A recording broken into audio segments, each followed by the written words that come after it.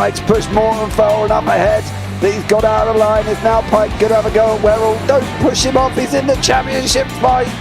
Jack Werrell chasing down Carl Jacklin. Further down, Rob Williams and Chris Barnes. Sensational run outside line now though for the heavy braking zone. Around the outside goes the Audi R8. Look how much Miller's caught back into play. Exactly. Miller's still such up. He's left on second and change. All of a sudden, Miller's back in play.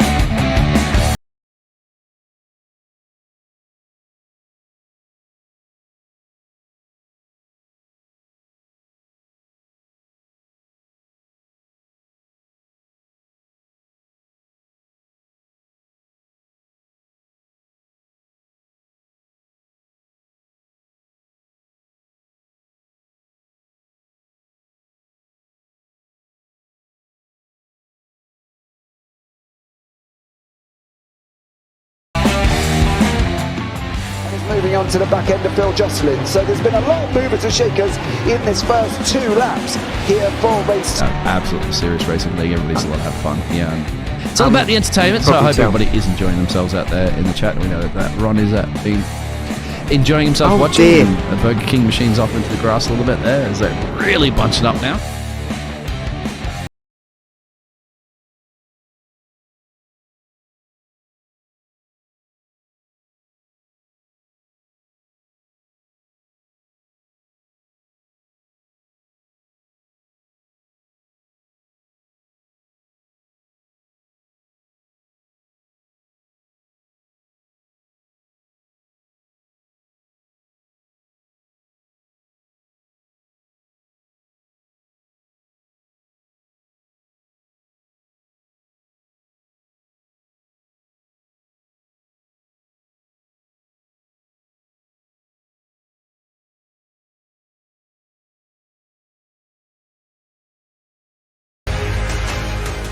Does he have it? Medeiros is going to get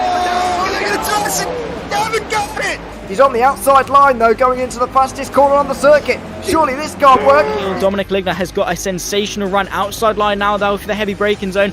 Around the outside goes the Audi R8. Look how much Miller's caught back into play. Exactly. Miller's still such up. He's left on second and change. All of a sudden, Miller's back in play. Can Barry do it? Big Barry's going to do it. Big Barry!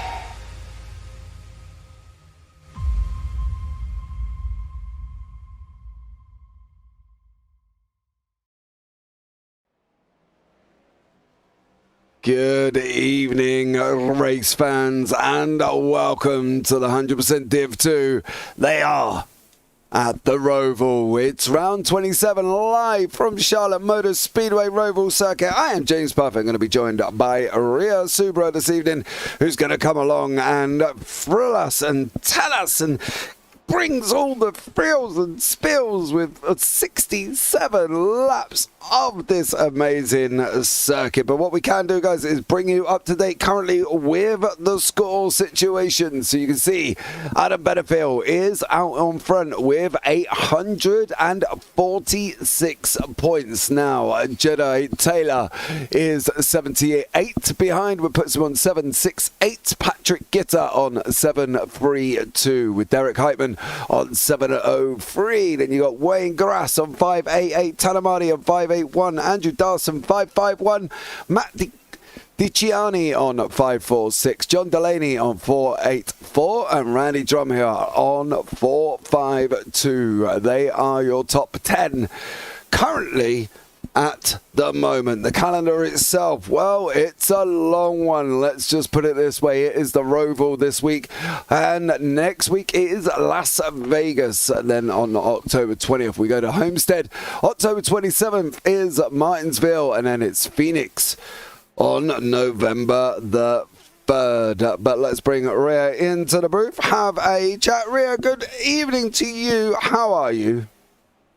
I am good. I'm very excited. This will be quite an interesting one.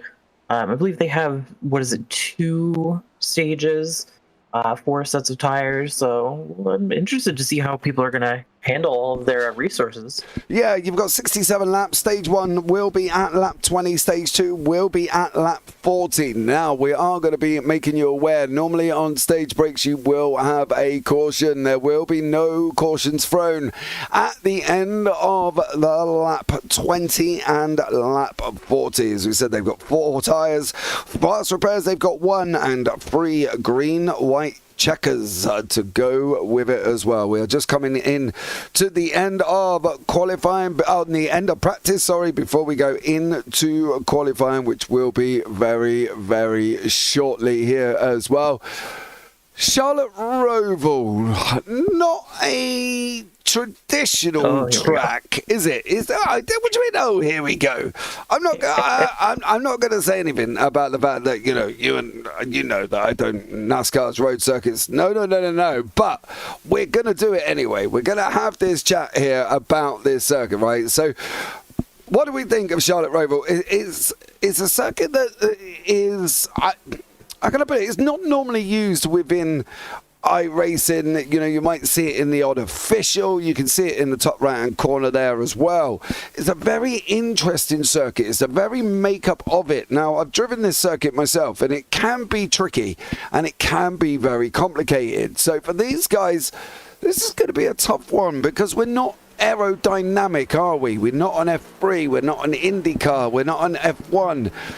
You know, we're bordering line house brick or wheels here for these cars, and at the moment, it's a tough circuit, especially with that King Cup at turn 10 and 11. Yeah, and you mentioned the aerodynamics. They're actually very aerodynamically built for, and as, you know, standard as it's going to sound, going left.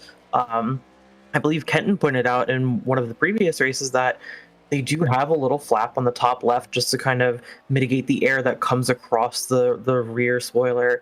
So they're really built for going left. So it's going to be kind of interesting to see them have to take on so many turns. The speed they gain from the straight is mitigated by the chicanes they have to go through. I think it'll be pretty, if we have some close racing, it's going to be a bit of a, not a mess, but I'm going to say a battle. Yeah, it's going to be a battle as well, right? Let's be real about it. I think that's one of the things. Austin Draper, let's go, JPB. Welcome in. Thank you so much for that one. Yeah, it's going to be a battle, right? We know that as well. We know within NASCAR, track limits, forget about it. You know, as you saw there as well with Alex van der Zand taking that wide line. You can take the wide line as much as you want and run it, and you know, you just drive on basically any part of the circuit as well. And I've seen it at Coda with the way that the certain corners are dealt with there as well.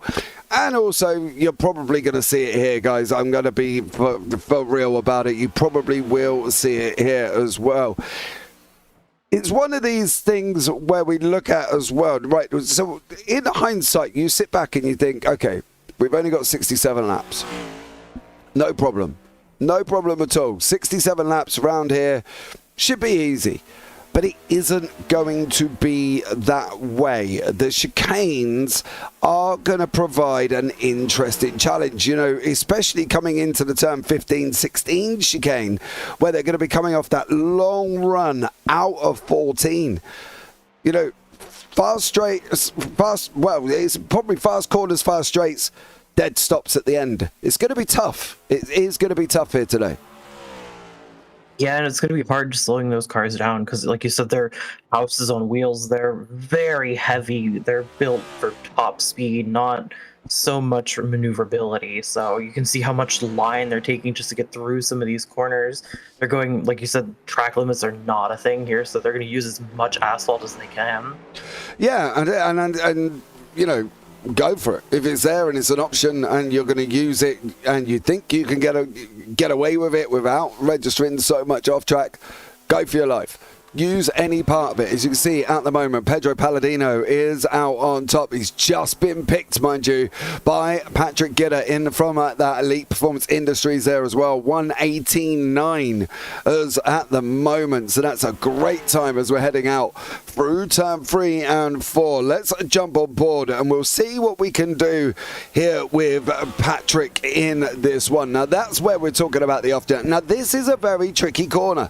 This uphill, the back back end just wants to say, see you later. Then he's got to dot down. He's got to go left again, getting as close as he can to the cones there as well. Coming out the exit of 8 again, just missing that wall like it's going to come up on him and bite him, and he's got to be very, very careful. We'll have a look. Top speeds in the right hand side. What are they going to be maxing out before we get to the chicane? Round about 160. You can see how far he braked to get that. Oh, big up on the curb. That's not going to work. You can see how far he had to brake to get that car to slow down, and that's one of the things they're gonna have to look out for. The first couple of laps, cold tires, you know, slowing these big old buses down. They got to get him on again. He's going to bounce the curb. Oh, stay on the wall. Oh, round he goes. And old Patrick there was definitely flying. But the stopping distance was insane on that one. And they are going to have to be so sensible over the first couple of laps with the tires. I think the first couple of laps are going to be probably the most hazardous, because warming up those tires is not easy, even on a normal oval. So you're going to have to manage them going off track, offline. There's going to be so many people going wide that it's going to be hard to find a proper line that gets worn in over time. Yeah, and that's probably showing by the fact that obviously only the top 8 have set times here currently at the moment. Now let's give you a bit of information about the two series, guys. It is the feeder series into the 100% main cup series. Okay, so basically all these drivers are wanting to get into that main cup series. They're trying out for the flagship 100% cup series, which if you haven't seen it, you should definitely go and watch it as well. It has been an incredible series as well, and this is their feeder series, which I think is great for the people that want to get into that born and bred NASCAR environment. You know, they do 100% of the NASCAR laps. They're flying along, and this is great because this allows people to get into a series like that flagship series. You know, it's almost like a F3 being fed into F1 or F4, F1, and that's a good thing, right? It encourages people to get into sim racing if they want to, especially do NASCAR. Yeah, I honestly would like to see a lot more leagues in various types of racing like that, because I feel like a lot of people shy away from the 100% type races, but it can be really immersive. You can really get into it, and sure, you feel it afterwards. You definitely feel it, especially in NASCAR. But it's such a fun and unique thing to do in sim racing, and it's such a change of pace from the 20, 30 lap races that you'd be used to from officials. Yeah, and we know how sometimes they go, right? You know, everybody knows what the story is, officials in ovals, how frustrating, shall we say, they can be, right? And it is a frustrating thing within officials there as well to be a part of. Now, one of the interesting things, obviously, we've got the points positions. They are in first place. They will get 40 points. Then second gets 35, third gets 34, fourth gets 33, all the way down to 40th place where they get 1 point. Then you've got the stage break. First place will get 10, 9, 8, 7. And then you'll go 6, 5, 4, 3, 2, 1. So that's how you can get points here today as well. So a good job from them here as well. Aurora saw Selena Thompson, as we know her as. Welcome in. Thank you so much for joining us. 13 cars have set laps here. There are a lot more going to be taking to the track, but it just goes to show how tough of a circuit this is going to be, I think, for these guys. And yeah, I wouldn't want to be driving these around here. I've got to be honest. It's a circuit that can bite you. It's a circuit that can literally chew you up and spit you out because of the nature of the circuit, because of the fact of the chicanes, because of the fact that the walls are not very far away either, are they? They're, you know, you can almost lean out your window and touch them. They're that close at times. In a lot of cases, you might see a little bit of not rubbing, but you might see a couple of cars bumping here and there, just because even when some of the camera angles have caught it earlier, when you take these cars that fast through some of these corners, even when you feel like the car should be straightening out, it still just keeps plowing sideways, and sometimes it just gets away from you. Yeah, and that's the thing as well. And obviously, the cars itself, Selena's just touched on it in YouTube chat as well. Oh, look, a cup car on a road course where they belong. Oh boy. I saw Ken starting up earlier today, and I told him, please don't, because it's going to be a long night as it stands. Yeah, I look, right, anybody that knows, anybody that's watched the channel will know, I personally, and it's just my opinion, are not a fan of cup cars on road circuits. That's not because I just don't think they belong in here. I don't know. Me, ovals, go for it. Road circuits, no. But it's not my no. Just nope.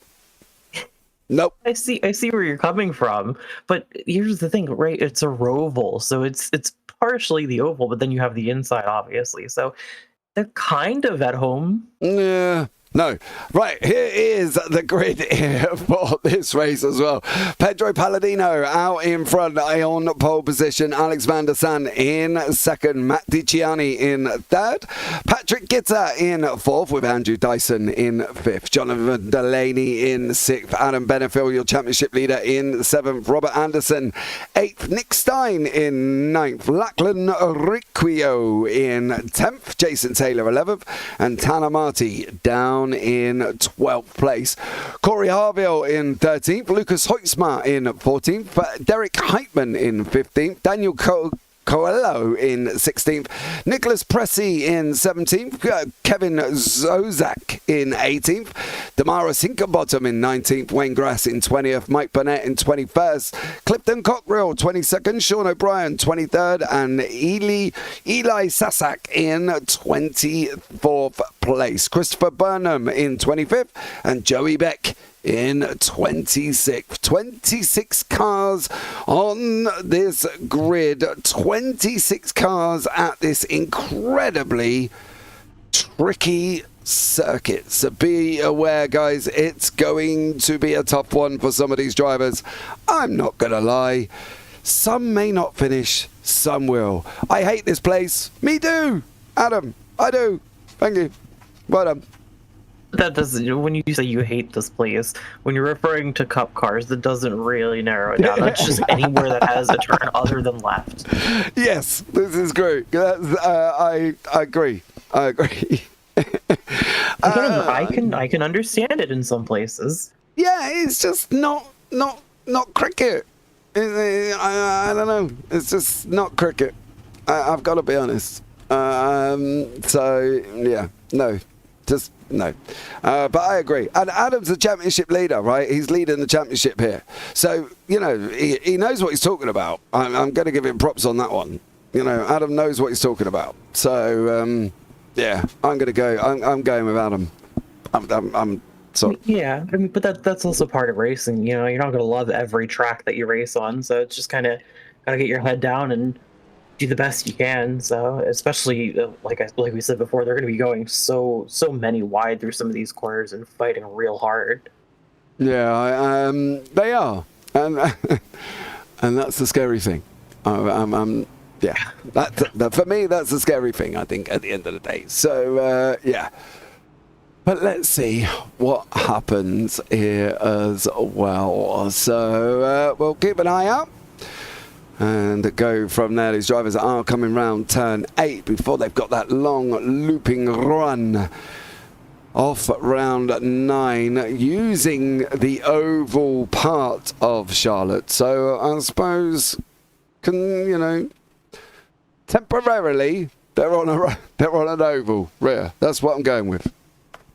At least enough that they should be gaining quite a bit of speed from it. That's what I meant. They're kind of at home, so we'll gain a bit of speed. That'll be a couple of turns that are more familiar. Yeah. I do love the fact that somebody's put, everyone hates this place when only 20 people grid up. Yeah, it's a very stressful place, I think, for some. So let's see there as well what's going to happen as we run that long looping run around the backside of the circuit. Do you have live timing? I do, funny enough. There we go. Enjoy. One live timing screen if you want to have a look there as well. But Pedro Palladino in that first place car on that bottom line, ready to go here as well. We will get this 67 laps thundering along very, very shortly here. Well, if nothing else, it's going to be exciting. Here they come through that turn 15 and 16, that right, that left. The green flag has dropped, and it is green, green, green here as well, opening up for this 67 race classic, and they're in the wall. Ooh, Immediately. Pedro Palladino. Oh no! It's a parking lot. It's a pile up. Oh! It's just too many cars to go around. It is an absolute pile up here. Caution is out. I am really, really not surprised on the first caution there as well. Rhea, we went one turn, one lap, and it was all over and done with. There was a lot of people involved in this one, I'm not going to lie. We will have a look back and see if we can see where it started off. I've got a funny feeling Matt DiGianni may have been the culprit to kick this one off here in that number 4. He wasn't actually, he was in the 21. So that was Patrick Gitter, I believe, who missed his braking point. And then he kind of plummeted in. Yeah, he's locked up. He's plummeted into the wall. He's then come back. He hit that corner as well. Pedro Palladino's in the wall. DiGianni then gets caught up in it. Corey Harville is another one who also ends up being caught up. You can just see them there coming in. Here comes Corey Harville. He thinks he's made it through. No! Unfortunately, you have not. And then everybody else just plummets through. The 60 car there goes off to the left-hand side as well. And unfortunately, Rhea, that is, well, not the start that we wanted, right? Yeah, I think it comes down to those, like we mentioned, cold tires. It actually looked like we had a couple of incidents in the same corner that seemed to be pretty unrelated, or maybe the drivers just got scared by the wreck that was in front of them and locked up or just went on. But I think the culprit for that one is probably just the cold tires and overestimating the capability of the car on lap 1. Yeah, I think for the 21 of Patrick Gitter, that's gonna have to be, I don't know. I really can't. I'm not quite sure. The thing is as well is, we mentioned it, right? And we said, don't go hurtling into turn 1, because coming over that middle section from 1 is always going to be difficult. And at the end of the day, it's always going to be tough. You're on cold tires. You've got a house brick for a car. And it just seemed to go hurtling in there, completely forget where we were going, and trying to get it stopped was just impossible. So, yeah, a tough one for Patrick, I think, but here we are up on yellow flags once more. Go Team Boss, says Selena Thompson. Eli Sasak, gridded, that's my pick. 23rd here, no. He is, yeah. No, he has. Yep, he has not come out. No, not out, I'm afraid, on that one. First time hear your voice, bro. I will be back for sure for commentary. Thank you, Yambles33. Much appreciated for that. As well, so there we go. So, Palladino's going to get a second bite of the cherry here. I think it's quite lucky to get away with getting a second bite of the cherry, right? I'm not going to lie. Another one that didn't handle the first lap quite so well either. Yeah, I mean, like I said, it looked like a wreck on a wreck. It looked like everybody was just. I saw some cars in the background that seemed to tap the wall of their own volition. So I think it was just maybe trying to process what was going on up ahead. But it does help that they're all bunched up, and like you said, Palladino didn't get too far back. It looks like he's still in fifth. He's down 4 positions, it looks like, but he still has a shot to. That's not. We saw it the other day. That's not a lot in NASCAR in general. And especially by the looks of it on this circuit. Now, here's the interesting thing. Matt DiCiani's in the pits. Jonathan Delaney, Jason Taylor, Robert Anderson, Corey Harville, Wayne Grass, Patrick Gitter, all in the pits. Jason Taylor's just come out the other side, though, so flying at the moment. DiCiani is still stationary. Jonathan Delaney is on the move as well. Damaris Higginbottom's in the pits. Also, Alex van der Zandt is currently your on-track leader. Lap 4 of 67, guys. Lap 4 of 67. We had a first lap caution, first turn caution. We went all of maybe 100 yards before chaos. I think we can safely say chaos commenced, and that's generally what I've written down here as well, is just chaos on the first time. Yeah, it's gonna to get exactly what went wrong there, who caused what who was involved. You'd have to watch that a couple of times. Yeah, I think originally catching it as we did, though, I think Palladino went in, right, and we saw the 21 car of Patrick Gitter just go hurtling in. Now, if Patrick had come round the corner and bounced off the wall, he might have been okay, right? But he didn't. He hit that thundering corner that just bang, absolutely levels the car. He came bouncing off into the middle of the track.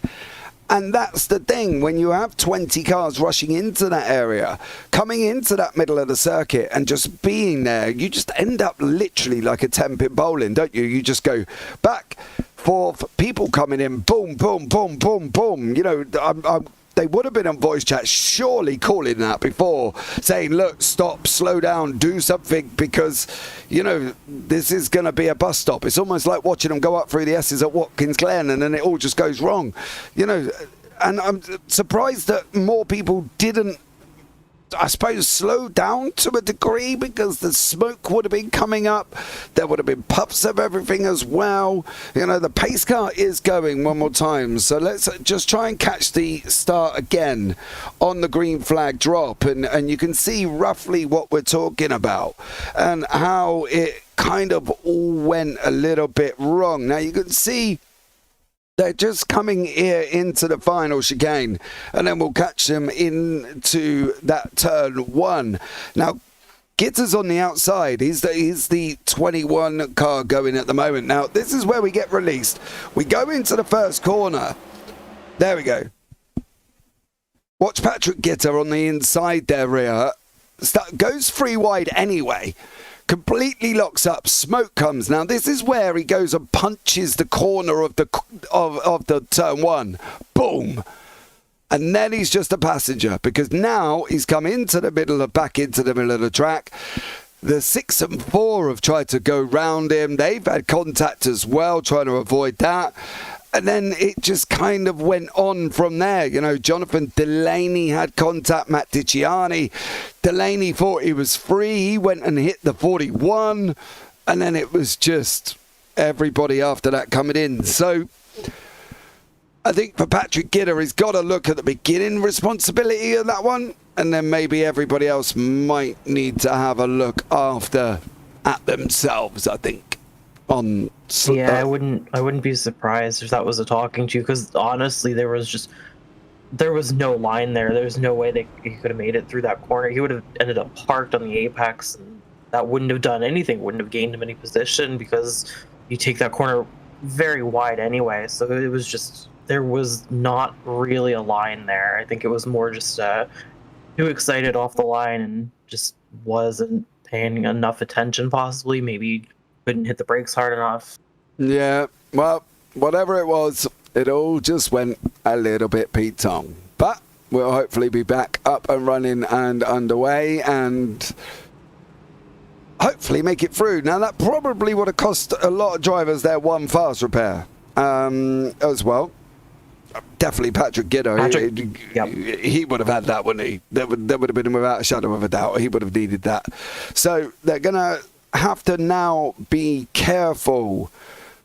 Patrick, Jonathan Delaney, Matt Dicciani, they're all going to have to be a little bit more sensible on this one, to be fair. And I can give you the list of the drivers involved in that incident.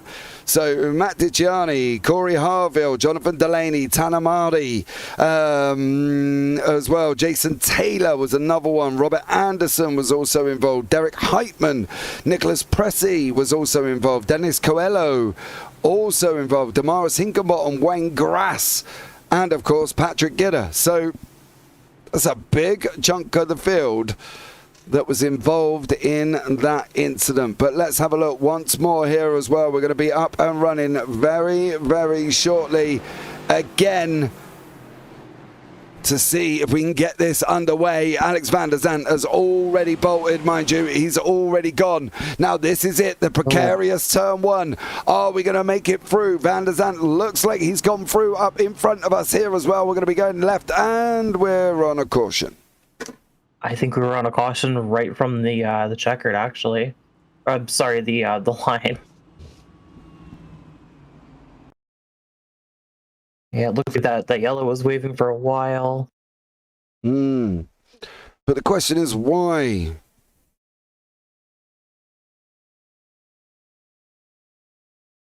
Yeah, we'll have to look at Barney here. I think he was waving the yellow right away.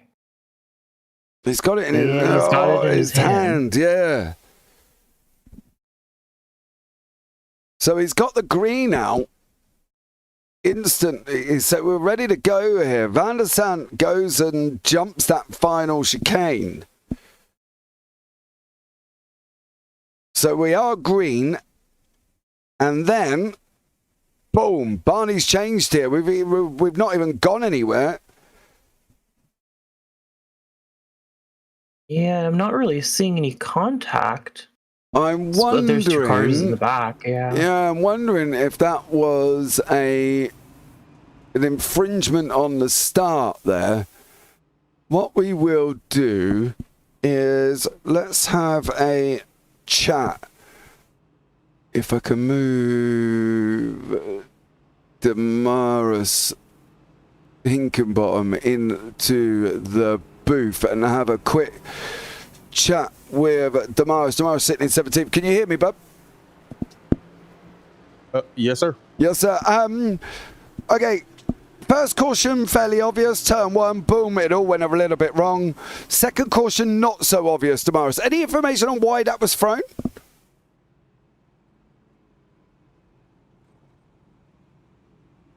Yeah, up as my headset dies on me. Can you hear me now? Yeah, I can hear you now, bud. Okay. Yeah, second caution. So, yeah, for the guys, everybody watching, so how we do our cautions on road courses. So we use our race control, which is just automated auto stewarding software. So we have an incident limit set. So the field as a whole, right, when we hit a certain incident number, the drivers don't know what it is, so it's random. It'll throw a caution. However, sometimes it's a little buggy. So it looks like it threw that caution kind of erroneously because I'm sure we have not hit that number for the total incident count for the field. So we're going to shorten this one up and we'll take it down to one to go once we cross here. And hopefully we do not have any more issues tonight. So that was a little erroneous. Call that a debris caution.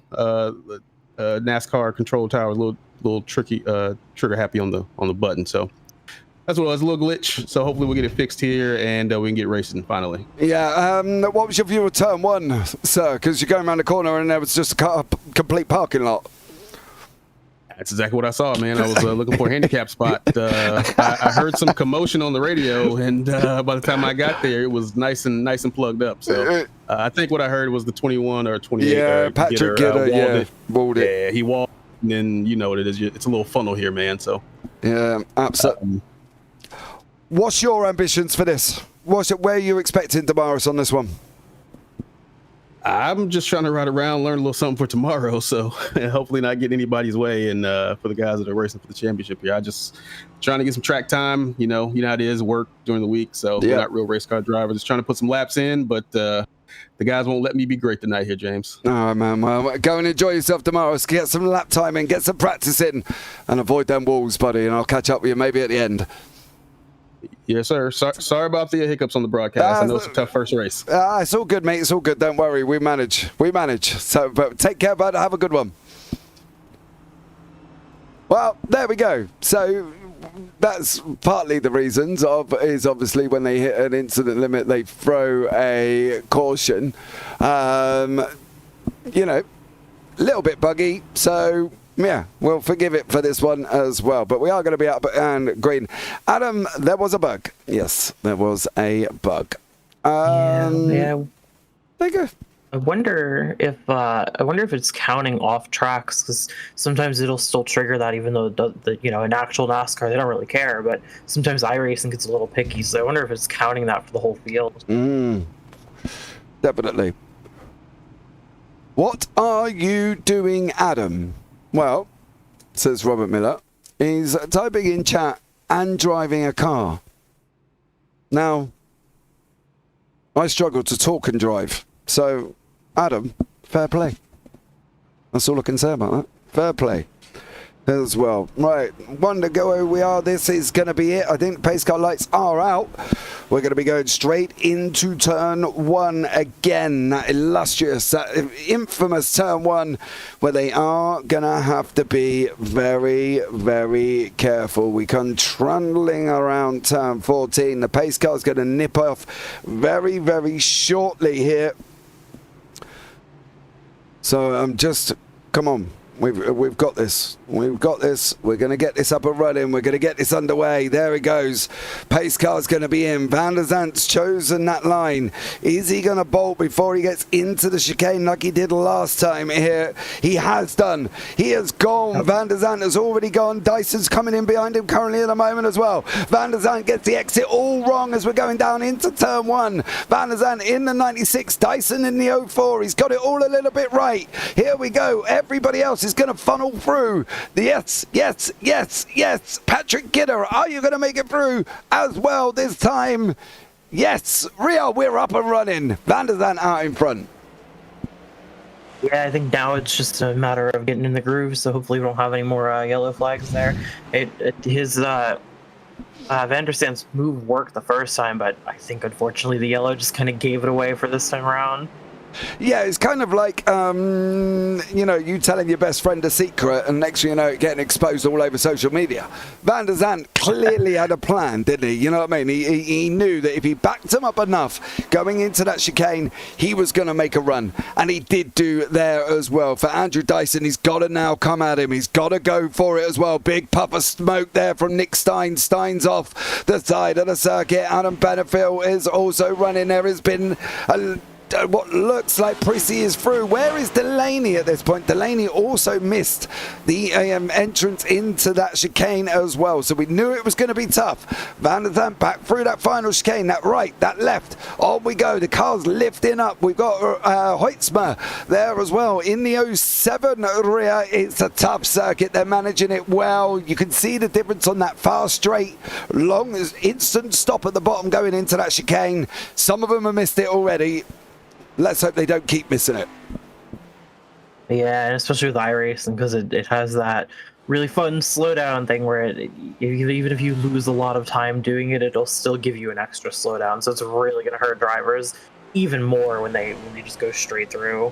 Pressy takes a wide line, ends up off the side of the circuit there as well. Jason Taylor makes it through underneath here once more as we're coming through turn 6 into the double, well, almost a double left of 7 and 8, close to the curves, and you've got to go again here as well. There was a move back, further back for Pressy, who's just been unfortunately overtaken by Dicciani on the inside. Robert Anderson's also made the move here as well, and unfortunately for Pressy, losing a lot of time running that outside line. But we're coming down into this chicane. We're coming down where there seems to be causing a little bit of a problem. Every body. Looks like they make it through here, so a great job from them. But Van der Sande, 1.5 seconds out in front rear, done what he needs to do on a road circuit, done what he needs to do at Charlotte Roval, and the number 96 is flying. Yeah, he's really on it right now, but unfortunately, as we've seen, it can all come back with just a single crash. It'll bunch the whole field right back up. So he's just got to be managing the tires, making sure that he's not running them too hard, but keeping up a decent gap as well. It's going to be a lot to manage. Yeah, it is here as well. Pedro Palladino chasing down on Dyson. They're coming through turn 6 into 7.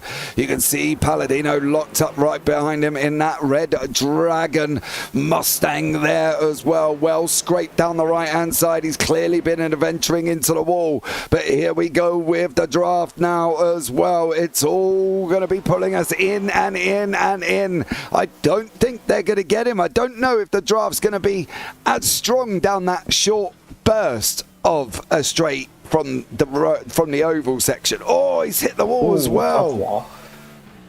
Not ideal.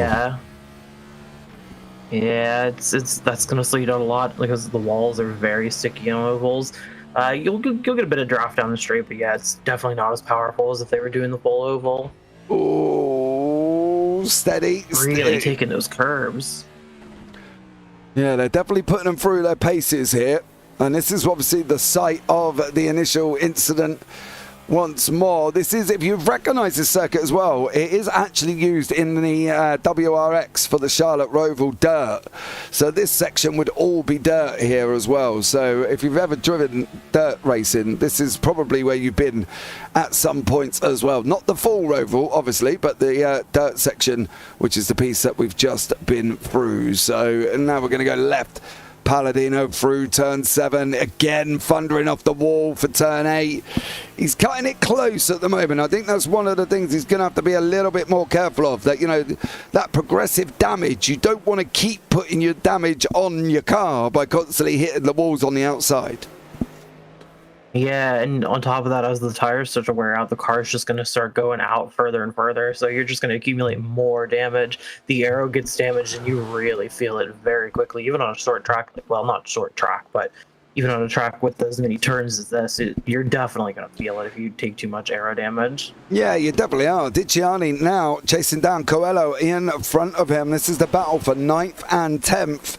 Dicciani down 7, of course, got himself caught up in that lap 1 incident. He's trying to force Coelho off the inside. Not going to be this time here as well. They're going to try and bump over that chicane exit. Here we go, past Barney, who's just admiring the racing as we go into this tricky turn 1 section here.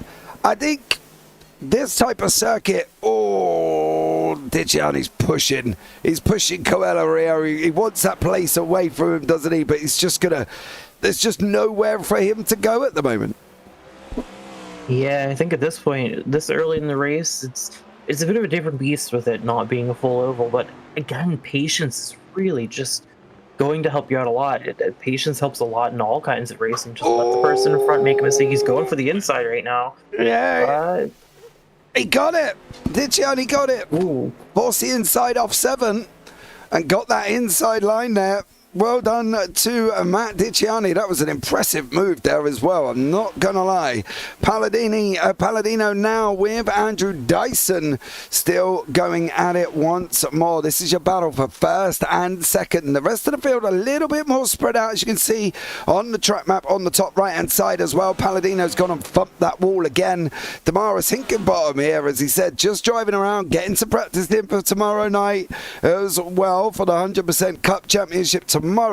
He's chasing down Jason Taylor. Whether or not there's going to be a move there from Damaris, well, I think there's going to be more fact-finding. So let's see how he gets on. Robert Anderson in 11th, Patrick Gidder in 12th, and Danilo Coelho in 10th. That name's going to be tricking me up all day, I feel. It happens. You know, there's a couple of names that we've seen in various leagues that trip you up. Yeah, this is also true. But, you know, at the end of the day, we are, you know, hey, Englishmen, European names, South American names. Yeah. Let's just see how it goes.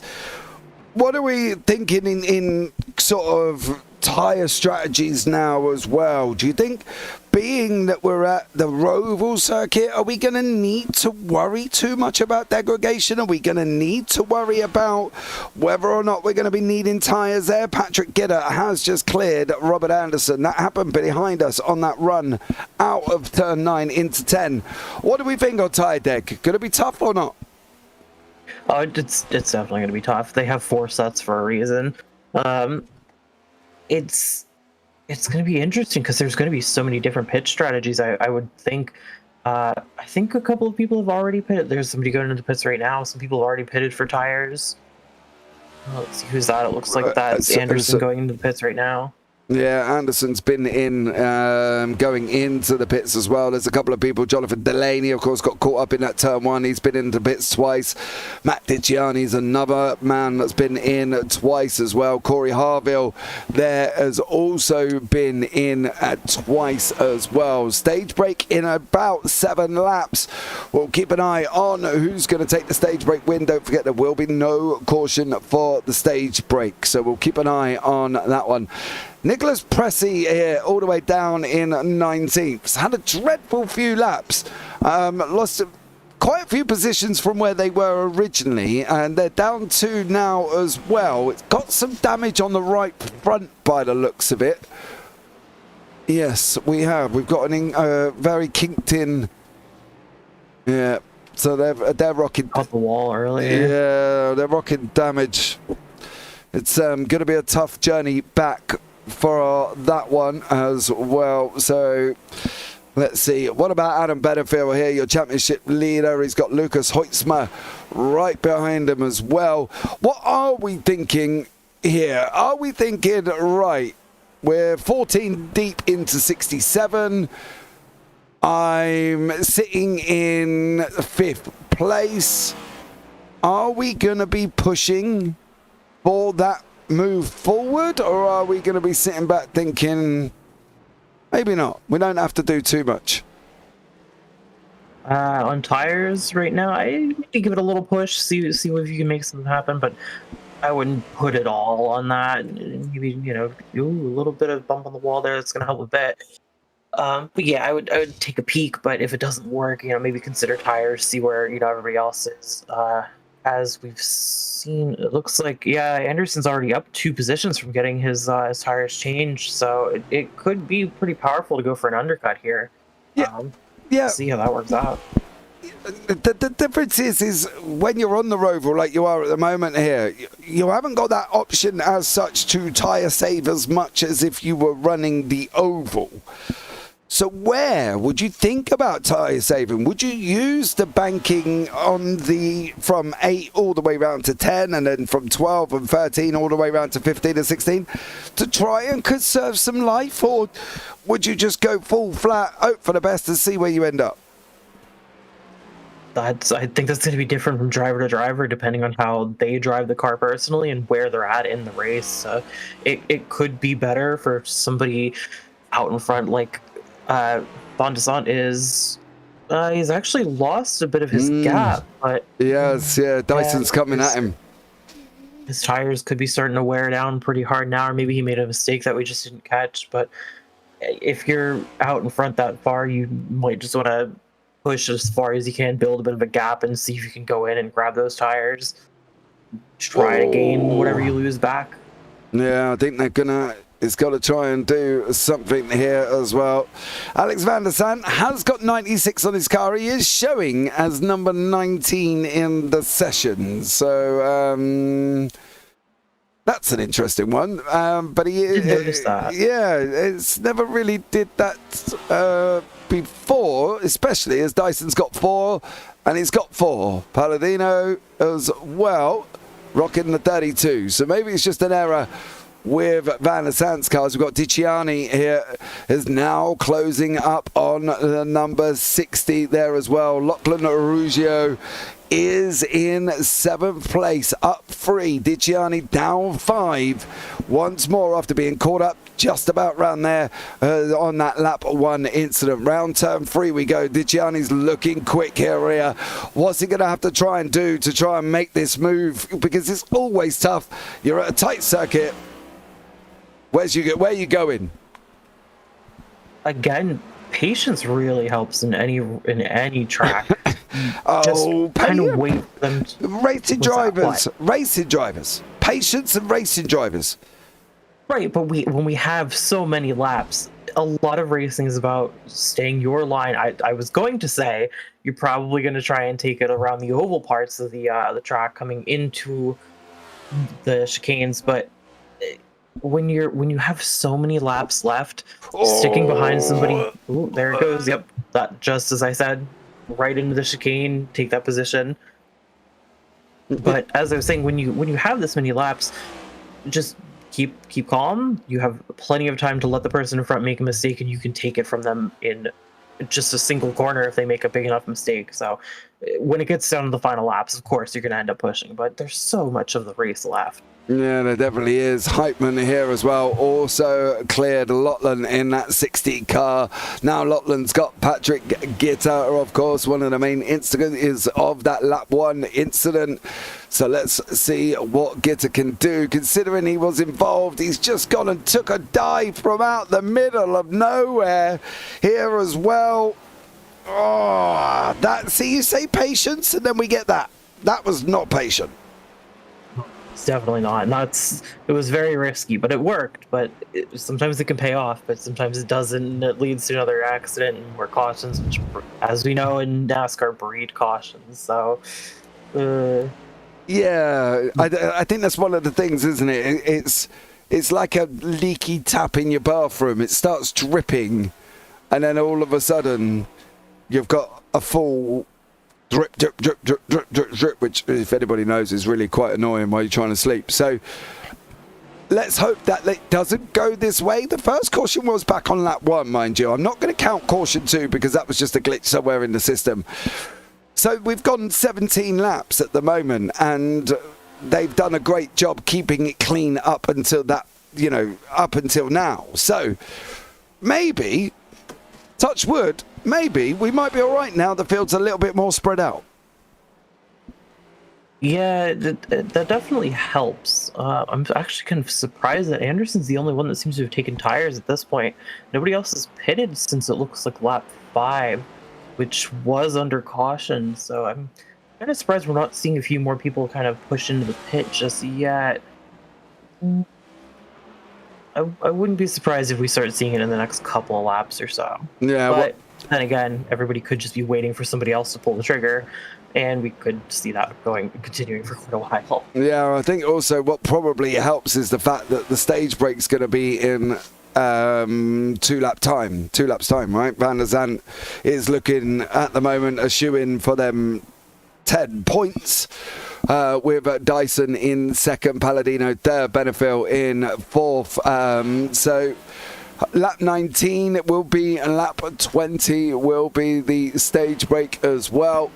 So we will be on that one here. So let's see what happens and go from that. So it is the end of lap 20. It's not that beginning, it is the end of lap 20. Which they are coming on now. Very, very shortly. Alex Van der Zandt just got on his run around turn 7, coming on to 8 at the moment here. So we'll keep an eye on Van der Zandt as he's going to be going through and taking the stage win. Patrick Gitter still not got past Lotland here. Took a dive a lap or so ago. Tried to make it through. Patience. Probably try to make up for the turn 1, lap 1 incident at the same time. Do you think there's a little bit of I need to do right, maybe, after making a mistake and proving a point, maybe? Yeah, being in that position, you all eyes are on you, and not in the best way. I mean, nobody's going to be angry, but it doesn't feel the best. You don't really want to make it happen multiple times in a single race. It does look like you might pull off the move right here, coming from the inside. It looks like he's in front right now. We're gonna have to see if he can keep it through the chicane. Yeah, it does. I think Yeah, does take the position away from Lachlan there as well. Van der Zandt is now on the lap 20. He is now on the lap 20, opening up a second gap. Palladino closing down Dyson here as well for this battle for second and third place. Lucas Hoytsmeyer behind him. Hoytsmeyer behind him, chasing down Benefield here, but I think it's going to be Van der Zandt. This looks like he's going to possibly take that stage win here this evening. Yeah, I think he's got it. He's been holding on to it for this long. I bar the caution. I don't really see him losing that position. No, I can't see it either, to be fair. He's now on that backside run here. Hoytsma trying to chase down Benefield as well. Benefield in fourth here, so there are going to be some points on offer. Van der Zandt's going to get the 10 if he could just keep it for a few more corners. Alex Van der Zandt coming round the 14 before they get down into the chicane at the end, before obviously crossing the line, which will be the end of the stage. So Van der Zandt is going to take that stage win. He does, with Dyson in second and Palladino in third. Yeah, interesting. I see on the timing board right now that Jonathan Delaney is in the pit right now. I wonder if he was under the impression that the stage had already happened. No. He just dropped down. No, I don't believe so. I think this is what's happened to Jonathan Delaney.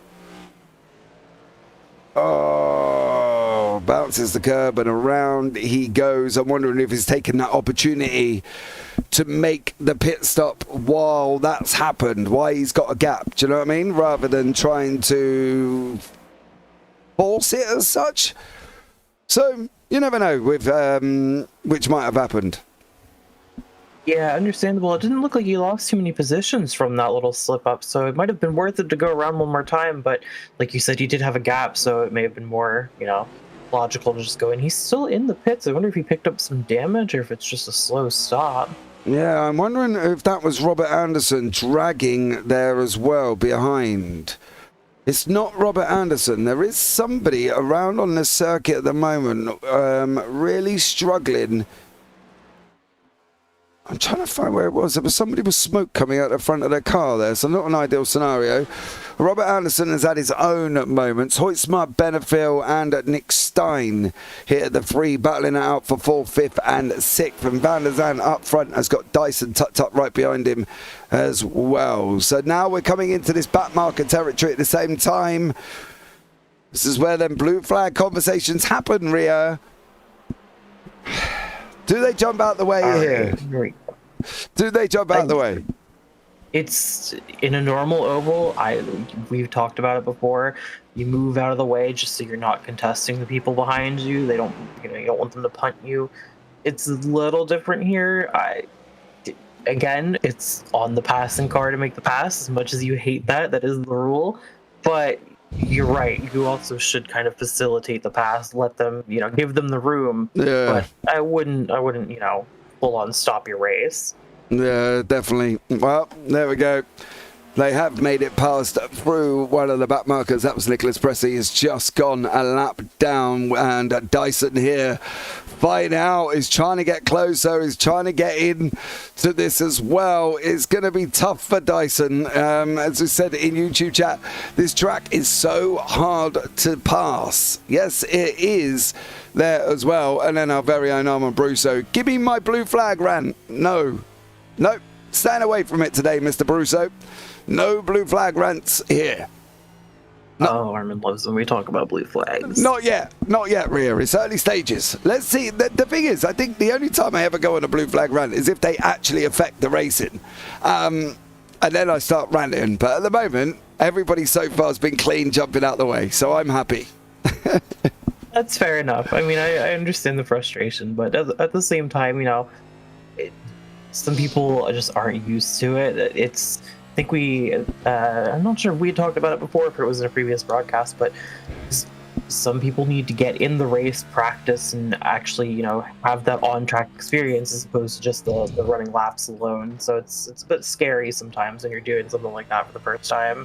Well, here we go. Let's have a look and see what's going to happen. This is Wayne Grass in front of us. He is running the high line. There you go. Good job, Wayne Grass. Out the way he goes, and the leaders do go underneath him. So I'm happy with that one and how to deal with that. Is he going to do the same thing here as well? He pulls to the inside. Off you go. See, no rant needed because that's how you deal with it. Oh, Stein. Oh, there with Lucas Hoytsma. But that's how you deal with it or you should deal with it, should we say, Rio? Yeah, that was a very good call from Stein to back out of that. That was very tight quarter. It might have been an imminent crash. But yeah, I think you're right. Pulling off to the side and just kind of letting off a little bit is the way to facilitate a blue flag pass. But, like, there's some people just think they need to ruin the race and don't want to do that. Yeah, there's some people just don't ever think about it. The word facilitate doesn't mean try and help, according to some people. It just means get in the way, run it as fast as possible, and at the end of the day, it is what it is, and you get your way through. So there we go. But Hoytsma now with Stein tucked up right behind him. Oh, no. No. Oh, thundering into the wall. Pressy there ends up just jumping straight back to the pits. So looks like could be race ending maybe for Nicholas Pressy. Still in the pits. Jonathan Delaney still in there as well. Delaney's been in there for nearly 6.5, 7. Well, so yeah, coming up to 6.5 minutes here. And again, it's the nature of the circuit. If Delaney's had damage or as you say, maybe forgot to activate his fast repair and just got to get damage done. But that crash that we saw Delaney have coming out of that final chicane didn't look race ending, did it? No, it didn't. And even if you forgot to activate the fast repair with a pit time that long, it's more worth it to go back out and just, if you really need to, come back in and reactivate the fast repair, unless it's already been used, which could have happened. It looks like he did pit before, so possibly just forgot to uncheck it and doesn't have it right now. Yeah, the thing is as well, I think the situation was that as Delaney was caught up in that first lap incident. Oh, right. Yeah, so I'm wondering if on that one, that's been Delaney's situation. Dyson is not giving Van der Zandt any room. He's not giving Van der Zandt time to breathe here, is Andrew Dyson. He wants to go and get on here. He's pulled time. They've been following each other for a while. So from Dyson's point of view, he's sitting 7th at the moment. So in the championships, of course, needs every point he can get. But it's tough. It's going to be tough here to get past Van der Zandt, who's looked quick pretty much all evening. He has, but Dyson has brought that. It was earlier in the race, it was a 2-second gap. It's all the way down to about 0.3 seconds now. So at this point, if you're Van der Zandt, you might start thinking about maybe pitting, just trying to get on fresh tires and gain that advantage back. But you really don't want to run the risk of Dyson just pushing the tires as long as he can and gaining too much time on him. Yeah, is Dyson doing the same thing, though? That's the thing. If Van der Zandt's looking back and thinking, well, I've got him chasing me, he's been pushing me for ages, I'm hurting my tyres, is Dyson also hurting his tyres at the same time? Theoretically, he would be, but Van der Zandt has to think about, if he goes in for tires, what's it going to be like getting past traffic, which they're going to be slower, yes, but they're going to be on the lead lap and fighting for position, so they're not going to want to give it up easily. Yeah, they're not. Oh, whoa. Where was that at?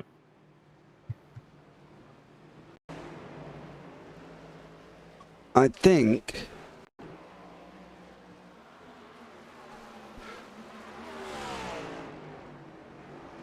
No, that's not gonna. Surely that's not gonna cause that issue again, unless of course I think it might be. It is possible. I think they were talking about the fact that it's automated, so it might have just caught too many people off track and assumed that there was something wrong. Yeah, incident limits possibly may have caused that issue. So, yeah. On the other hand, it does give people the opportunity to dive into the pit now. Yeah, and I would. I think if you can make it to nearly halfway through with what you've got, I would be looking at diving in as soon as you're physically allowed to. So maybe for Van der Zandt might not be a bad shout, and a couple of others up in front of that might not be a bad shout either. Nick Isaacs, impossible to pass here. Force a mistake the only way. Yes. Nick, we Pretty are much, yeah. we are agreeing with you. We have seen it. It has been that way. Here comes the pace car now, picking up the leader. And that is Van der Zandt with Dyson and Palladino right behind him here. Good way of getting I feel like it took a while for the pace car to come out. Yeah, from when that yellow was thrown, it definitely did. Not going to lie, but then that pit exit is not the most easiest pit exit to muster, is it? And I think that's the thing. So I think for them it's, yeah, unless the pace car couldn't do the pit exit, of course. I don't know. I'm not sure, to be honest. But it did take a while for it to come onto the track. Yambles. No little love taps. You can't be putting people in the wall just to make your way past, sir. You know what I mean? I mean, it depends on the love tap. I mean, you don't want to send them into the wall, but it's a very common thing in the oval races to just give somebody a little tap, unsettle them, and make the pass. Okay, so you're a driver. It's not illegal. I'm not saying it's illegal, but you're a driver and you've just been tapped into the wall. Are you going to be happy? Well, the goal is not to put them into the wall. You just unsettle them from their line so they slow down a little bit. No, any driver in that position is not going to be happy. It's not the most polite thing to do, but it is a valid tactic. But you aren't going to make friends doing it. Yes, and that would be over-aggressive nature of it, wouldn't it? I think that's the thing. That over-aggressive nature, would there be a need for that to happen? That's the question. It depends on the situation. In a strictly oval track, if you're really being held up by the car in front, it's not something that is unheard of. Agreed. We've seen it in real life racing. We've seen it a lot. With my favorite example to bring up is Danica Patrick, because she doesn't know how to do it and constantly takes herself out as well. Yep. It's one of the funniest things. And race tactics, yes, it's something you don't want to be caught in the retaliation for, because it will be coming. Yes, definitely. So here we go. They are all going to start peeling in. We did say it would be a good idea for a lot of these guys. They are all going into the pits as well. Literally, the field has gone in, apart from Wayne Grass, who is, mind you, near enough a lap down and is going to get that wave around. There we go. Wayne Grass with the lucky dog makes it through. Everybody in pit road. The rest of the field are in pit road now. So now it's the move and shake. How's it going to work out here? Nick Stein looks like he may have missed his pit box here because he never actually stopped. Yeah, that happens. Unfortunately, Is that Dyson? Dyson's jumped Van der Zandt. Palladino's jumped Van der Zandt as well. Benefield still with Hoytsma. Hoytsma going there as well. But it looks like Dyson might have got Palladino and Van der Zandt on that one.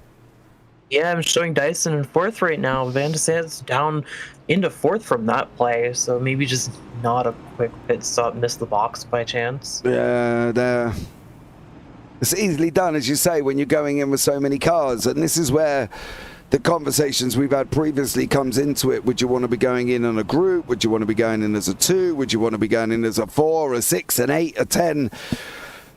You don't want to be going in with 19 other cars, though, because as what looked like for Nick Stein, he drove straight through and possibly missed his pit box altogether, which then is going to force him to go in again. Yeah, ideally you wouldn't want to, but there's also no other tactic. If you're out on the track with tires that are from the first lap and everybody else has changed tires, you're going to get swallowed up. You have no choice but to pit. I do agree. As well. You've got to go in. You've got to make sure you hit that pit box. You've got to make sure you're going to have to stop there, because for Nick Stein, he didn't stop.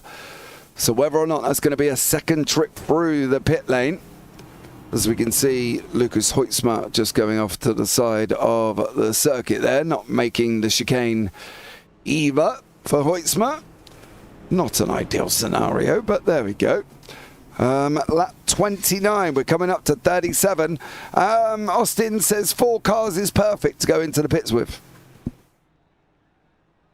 Cars is ideal, just because it's very hard to see your pit box with all the cars, especially if you're towards the back of the pack and your pit box is later down, so everybody's already settled in and you're just relying on iRacing spotter, which isn't the best. And it looks like Stein is going into the pit right now, and he's going to have to get tires or just risk being swallowed up by the pack. Yeah, as I say, I think that one mistake of possibly missing his pit box there for Nick Stein has really cost him.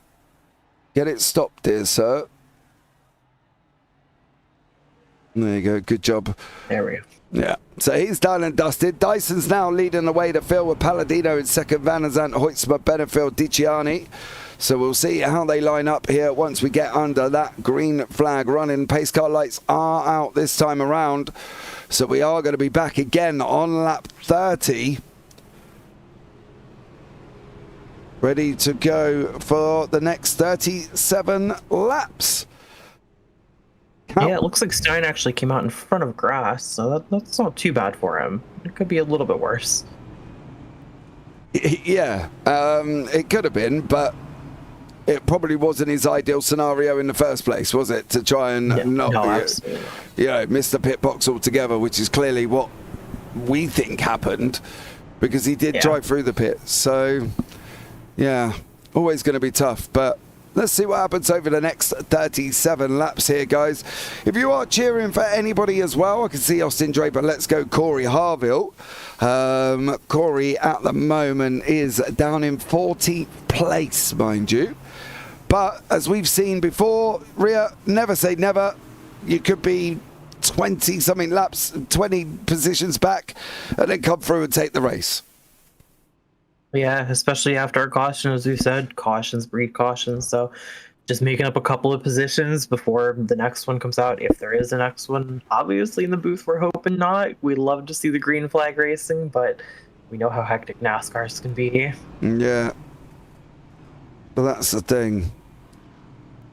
But I think to a degree, though, the road side of racing of NASCAR might be a little bit more conservative, right? Because the cautions are a little bit more conservative because of the fact that obviously, you know, you haven't got iRacing on road circuits, don't necessarily pick up on certain things, right? Obviously, if you're running an independent system and you've set the parameters within it, then yeah, it will pick up on certain things. But generally, iRacing road circuits don't yellow flag much, if hardly anything, unless it's manually controlled. So maybe the few off tracks or the few spins that we have seen haven't been affected by this, and we might get a green flag run. But let's have a look. Pace car peels in. Here we go once more. Going to get this up and running, and away we go here. What is Dyson going to do? He's blocked him up. He's brought him into play. We're ready. Going to be up and running. It's into turn one. We go. This infamous turn one here. Are we going to make it through? Palladino did make it through this time around. What about further back? Everybody has. Yes. It looked like Jason Taylor may have had a moment. No, mind you, he's dropped back a little bit, but at the moment, Dyson has got them locked off and running. He is up in running with Palladino in second, Van der Zandt in third, Hoytsma fourth, Benefil in fifth. So a great job from Andrew Dyson. Got the jump at the beginning, and he's now out in front. Yeah, Van der Zandt dropping back just a little bit. It is still early in the stint, so we'll see how he comes back. But it might have just been that he got a really good start, and I've noticed that Dyson uses a lot of the track, even more than Van der Zandt does. So it's very possible that they might just pull away in this front pack here. Yeah, there has been an off track for Danilo Coelho here, and looks like he may have had a little bit of a moment on his own. Did he just spin that number 95? It's easily done. We've seen it before. He did. He managed to get on the inside, though. No yellow flag needed on that one. No caution flag, I should say, because he is on the inside. It looks like Nick Steins also had his own moment here once more. Again, no caution. Matt Dicciani's got a trail of cars behind him at the moment, with Derek Heitman at the back of this train, trying to go through a train on a roval like Charlotte, with the likes of Anderson, Hoytsma, Benefil, and Dicciani, is going to be tough, right? For Heitman, I would look at trying to stay with the guys in front. I don't know if I would be brave enough, fast enough to even make the move. You would just kind of follow, keep in line with the top guys, right? That's generally the saying. Yeah, and as was said in chat earlier, it's a very hard track to even make the pass on, so you have to force a mistake or wait for the person in front to make a mistake. So at this point, it's just settle in and pull your line and just try and keep up with them. I wouldn't try to risk the pass just yet. Surely do you get to a point, though, where you are just trying to knock off laps? You know, 32, you've still got 35 to go. Are you trying to get to that last 10, that last 20 to 25 to before you're making the moves that we've talked about so often? Yeah, I mean, we still have another stage, so there are points to be gained, but you also, you don't want to push too hard and end up ending your race early because you get nothing at that point. So sometimes the safer bet is to just, as you said, tick away the laps and just kind of keep your head down, keep it steady, and not do anything too insane. Yeah, well, let's see what Pedro Palladino is going to do here with Dyson. Dyson out in front, Palladino sitting in second. Left hand we go with 7 into 8. Palladino's got to be looking. Oh, look at the wall. Oh, look at the wall on that one, Ria. That's definitely close on that front wall, isn't it? Yep, very bold. I think he's picking up a couple of cues from Dyson. Van der Zandt already dropping about a second and a half back. Again, I think it just comes down to how much of the track Dyson is using, and Palladino starting to pick up on that. Yeah, well, I was just trying to see if we're going to get a decent angle off the front left of the car there, going in through that chicane, but I might check it on Palladino when we need to, because Palladino, of course, does take that front left very, very close to the exit wall of 8. So we'll try and have a look and see if just how close we get to the exit wall of 8 here, and how I think it's more how close the wall exits are in general, isn't it, here at Charlotte Roval? That turn off 8 is not like Daytona, where you've got the flowing from 7 onto the oval section. This 8 can be classed as a physical stop and turn because it is quite tight. But let's have a look here with Palladino. You can see the wall there. Oh, not as close this time by the looks of it. Yeah, I think that last pass may have worried him a little bit because it was very close. It's also quite steep, so he would have had to turn the car quite hard, not as straight of a line coming out, and maybe not the fastest line through that corner. Yeah, have you driven this course in a NASCAR? I have not. I haven't done a ton of... I'm not going to say I'm of your same mindset when it comes to NASCARs on roads. I understand the value, but I also am not the biggest fan myself. Yay! Somebody else comes along and says it also here. Hoytsma And Benefield still fighting out. Benefield's got it wrong. He's got it wrong out of the final chicane. Oh, Alan Benefield. No. Championship leader drops himself to 8th. It was coming, I think, Rhea. It was coming with the amount of curb they were taking. Yeah, we had seen it earlier in the race that people were just taking so much of it. A very nice recovery, though. He lost a couple of positions, but it's not the end of the world. Well, for him it might be. Well, I more mean that we could still have caution. We don't know. There's still plenty of laps left. You definitely, as the series leader, you do not want to do that. But there's still a chance. Yeah, it's just all about recovery now. I think that's one of the things for Benefield is what he's got to do. Patrick Gitter, I believe that is on the outside there. That's Lachlan, who's just gone underneath with he has coming out of 9 into 10. So Gitter trying to still make it moves, gaining positions as he goes. Coelho and Grass are fighting it out for 16th and 15th place at the moment. Grass in that number 3 Pennzoil Chevy here, chasing down Coelho in a 95 Chevy in front. And of course, that's the Red Dragon there is in front of that. So them guys are getting nice and having a nice little battle all the way down in 15th and 16th. We have lost Delaney. We have lost Pressy. Stein is out and Damaris Hinkenbottom is still running. So we've got 17 cars still running here, and Robert Anderson is one of them, with Derek Heitman not too far back. Yeah, about a half a second back, and then he's got a nice gap behind him to Benfield, about 2 seconds. So he's got some clean air behind him. He's just got to focus on the car in front of him and not worry too much about the race going on behind him, since there's not much back there right now for him. No, there definitely isn't here as well. Do we broadcast dirt? We do not, unfortunately. I would love to be able to broadcast dirt, but unfortunately we don't have any leagues that do dirt racing. And as do you have the championship point standards? Well, that's what we're running at the moment. So that's before this round, of course. Now, I'd love dirt, a little bit of WRX, never going to be doing anyone any harm. But unfortunately, we don't have any dirt leagues on JPB here currently at the moment. 30 laps to go. No. Anderson there. Yeah, he got that all wrong, Rhea. Got that all wrong in the entrance into the last chicane. Yeah, it's again just taking too much curb. People are pushing it a little too far, and I understand experimenting, but at this late in the race, you kind of just want to be sticking to a line that works. Yeah.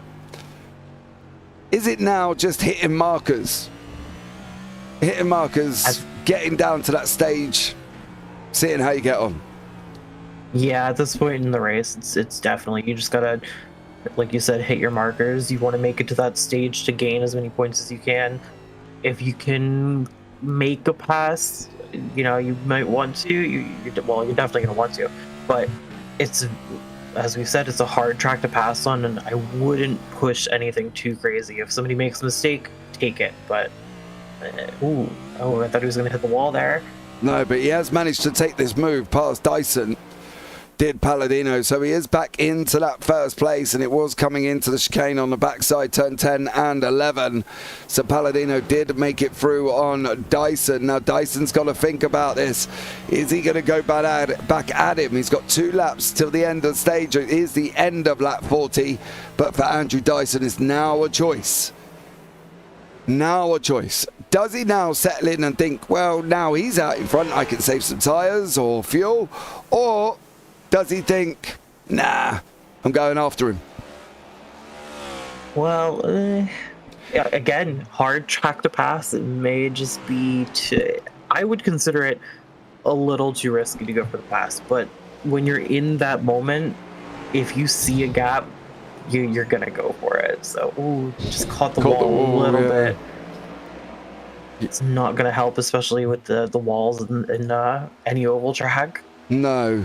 The thing is on that as well, you just saw that little puff of smoke. Now, Palladino has even looked at this and thought, well, you were slowing me down, because at the moment, these young sirs opened up 1.3 seconds over Dyson already. Maybe Dyson was holding him up. It's quite possible. Dyson looked very fast, but and not to say that he's not, but it just looks like Palladino has a little bit more to push. I'm seeing some off tracks, but I think they're just cutting the track a bit. Yeah. Really taking a lot of that curb this late in the race. Yeah, that curve does bounce the cars up there as well. Austin Draper, I wish to start iRacing, but I don't have a steering wheel. Well, a little trick of the trade, you can use a controller. I'm not saying you're not going to get the same effect, because clearly you're not. But you can use a controller, or I'm also aware of some people that use keyboards. Figure that one out. I don't think I've ever heard anybody use the keyboard and mouse. I've heard the gamepad being used, but keyboard and mouse sounds incredible. Yeah, incredibly difficult. Palladino, stay off that wall, sir. Stay off that wall. These 17 runners are a little bit more spread out here as we're going into the last 27. Stage break at the end of 40, of course. Derek Heitman here with Robert Anderson sitting in that 6th place currently at the moment. So these gentlemen, of course, both will score points within the stage break. So where are they at the moment? Heitman's in 7th. He's going to score 4. And Anderson in front will score 5. So great job from them guys, getting some extra points. Every point matters. I think that's the thing, isn't it, in a championship? If you can get stage points, get stage points, but every point matters in general. Yeah, especially for the front runners, there's not a lot that separates pretty much anyone in the top 10 from what we've seen. So the state, like you said, every point matters, and you do want to gain as many as possible. It's just a matter of gaining them safely. Yeah, Coelho is in front of Palladino at the moment. So, decisions. This is where the conversation and blue flag situation comes off, I suppose, on that one for Coelho. No need to.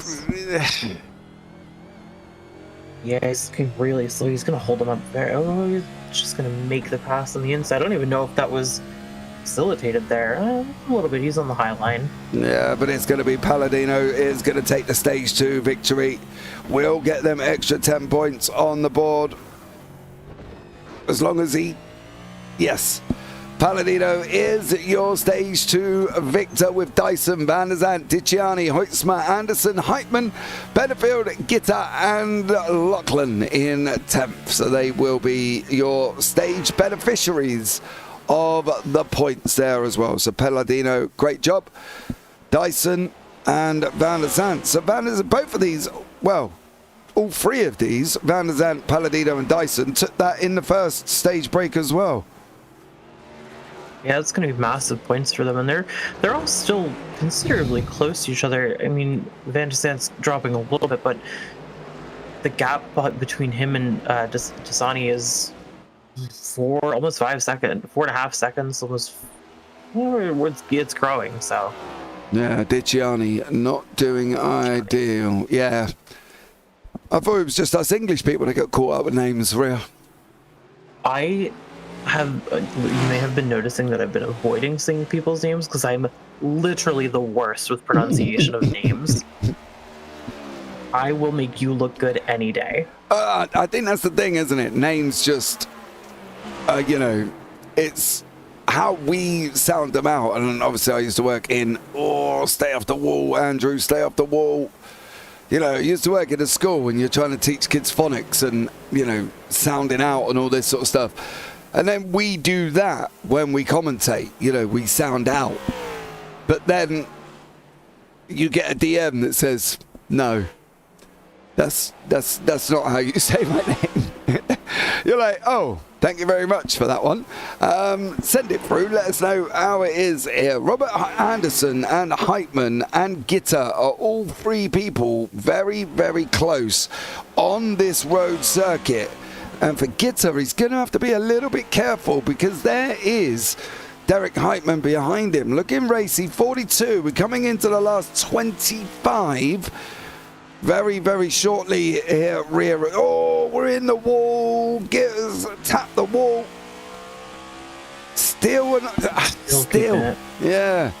He kept it, but it could have been a lot worse going forward because obviously Heitmann's not that far behind.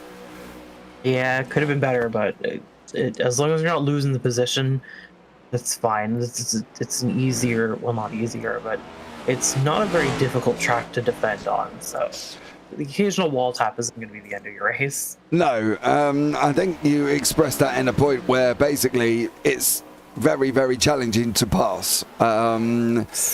Dyson and Palladino have not managed to really do much of it. Dyson's done probably, he has done almost in the top 5 of overtakes at the moment.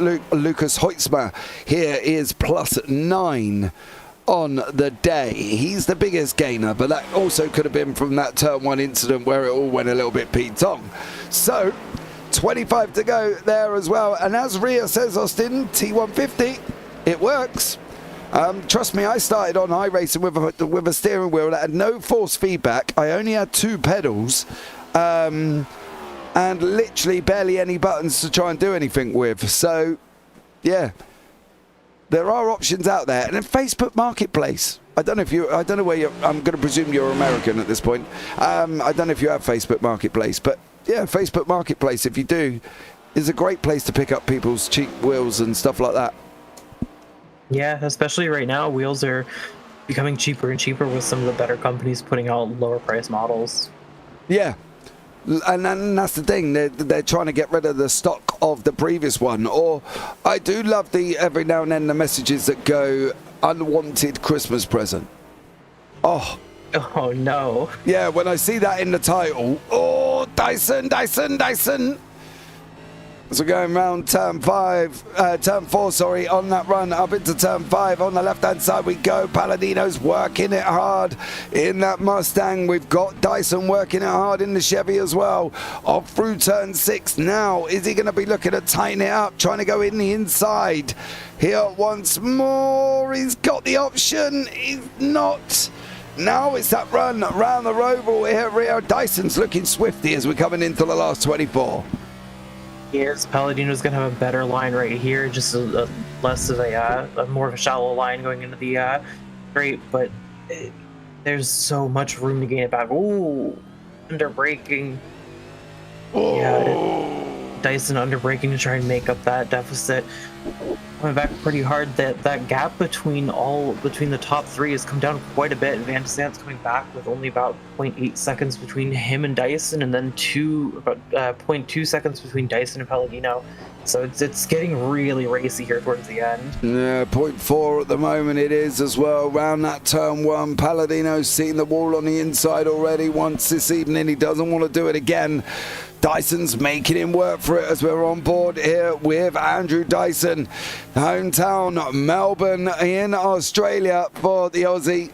Chasing down the Brazilian of Palladino. And then we got Van der Sant, the American. 3 different nations at the front end of the field. Brazil, Australia and America still battling it out. But I tell you what, Palladino has managed to make this work enough for himself where he's opened up a second gap, and Dyson is now into the clutches of Van der Sant. Yeah, Palladino's just taking such good lines through a lot of these corners, using so much of the track. And honestly, to that extent, so many of the drivers have been taking good lines and keeping the race very clean.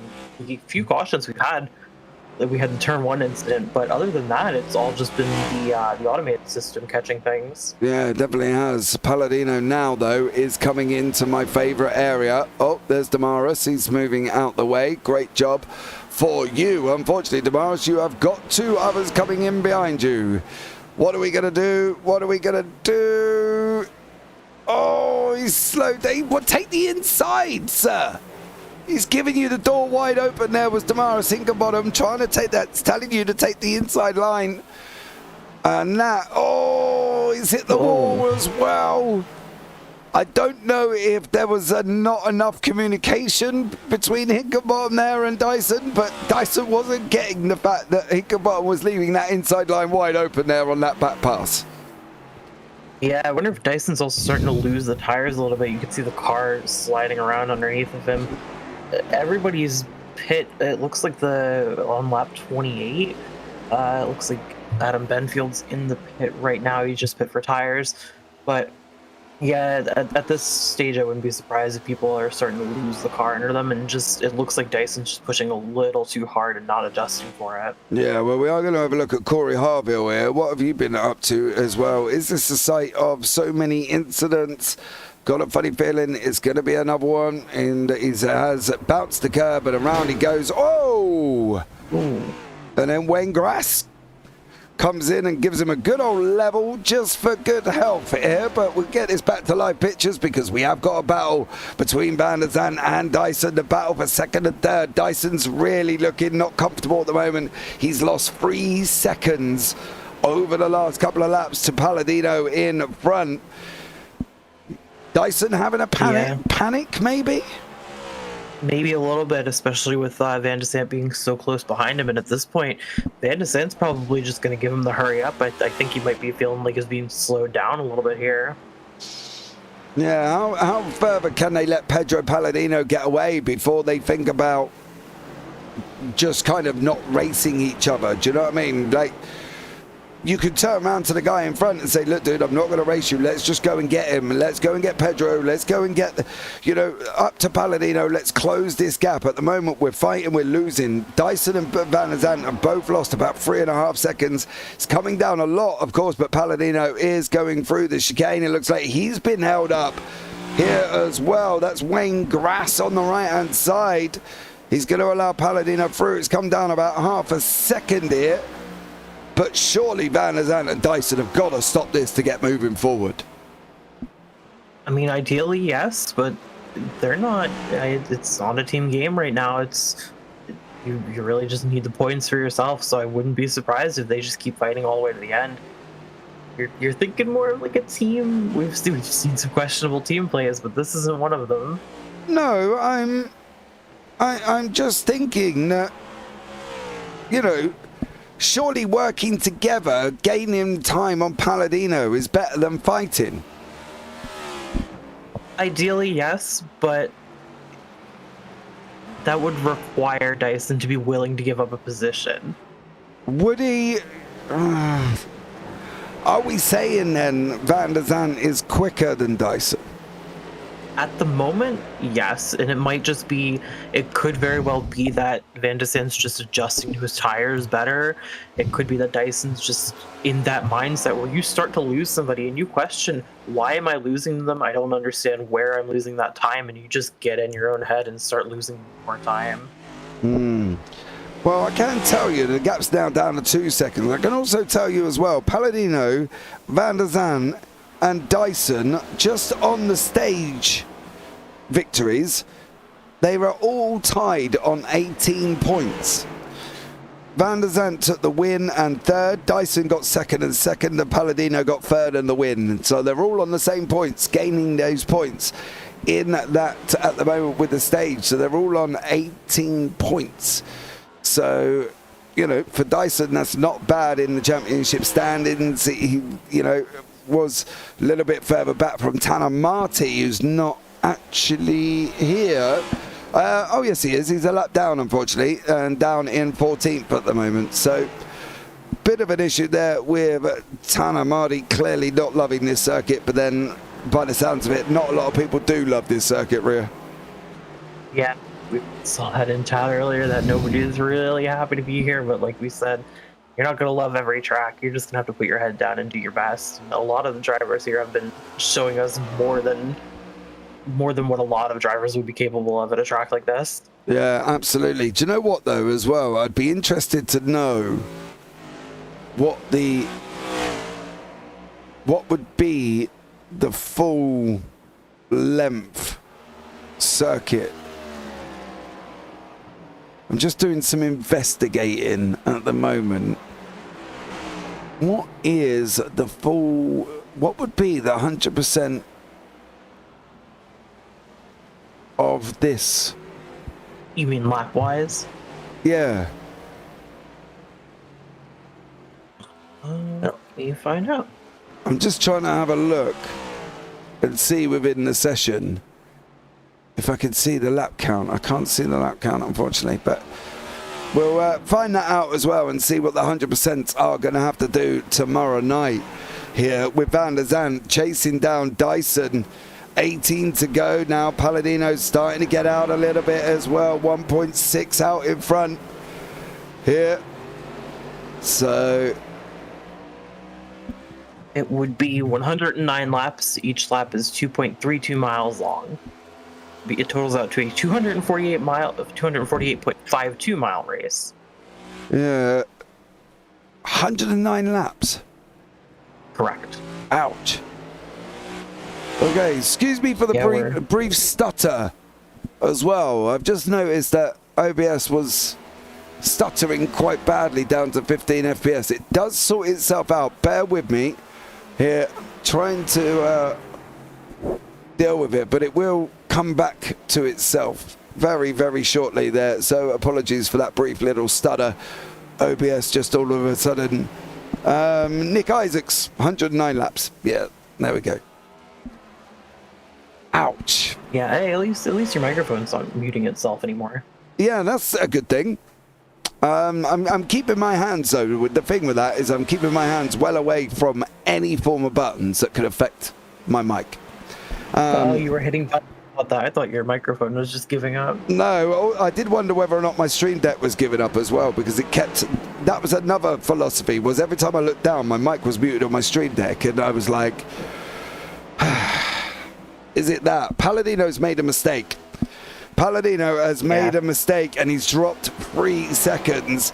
Now Dyson's going to give him a run coming into that turn 10 and 11.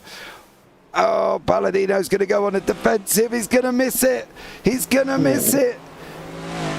He's going to get off track for that from iRacing, surely. He's got to surely be thinking about getting some form of penalty on that one. He has Palladino. Time penalty for Palladino, and now he's dropped all the way down into 3rd place. So unfortunately for Pedro Palladino, not an ideal scenario here. 16 to go.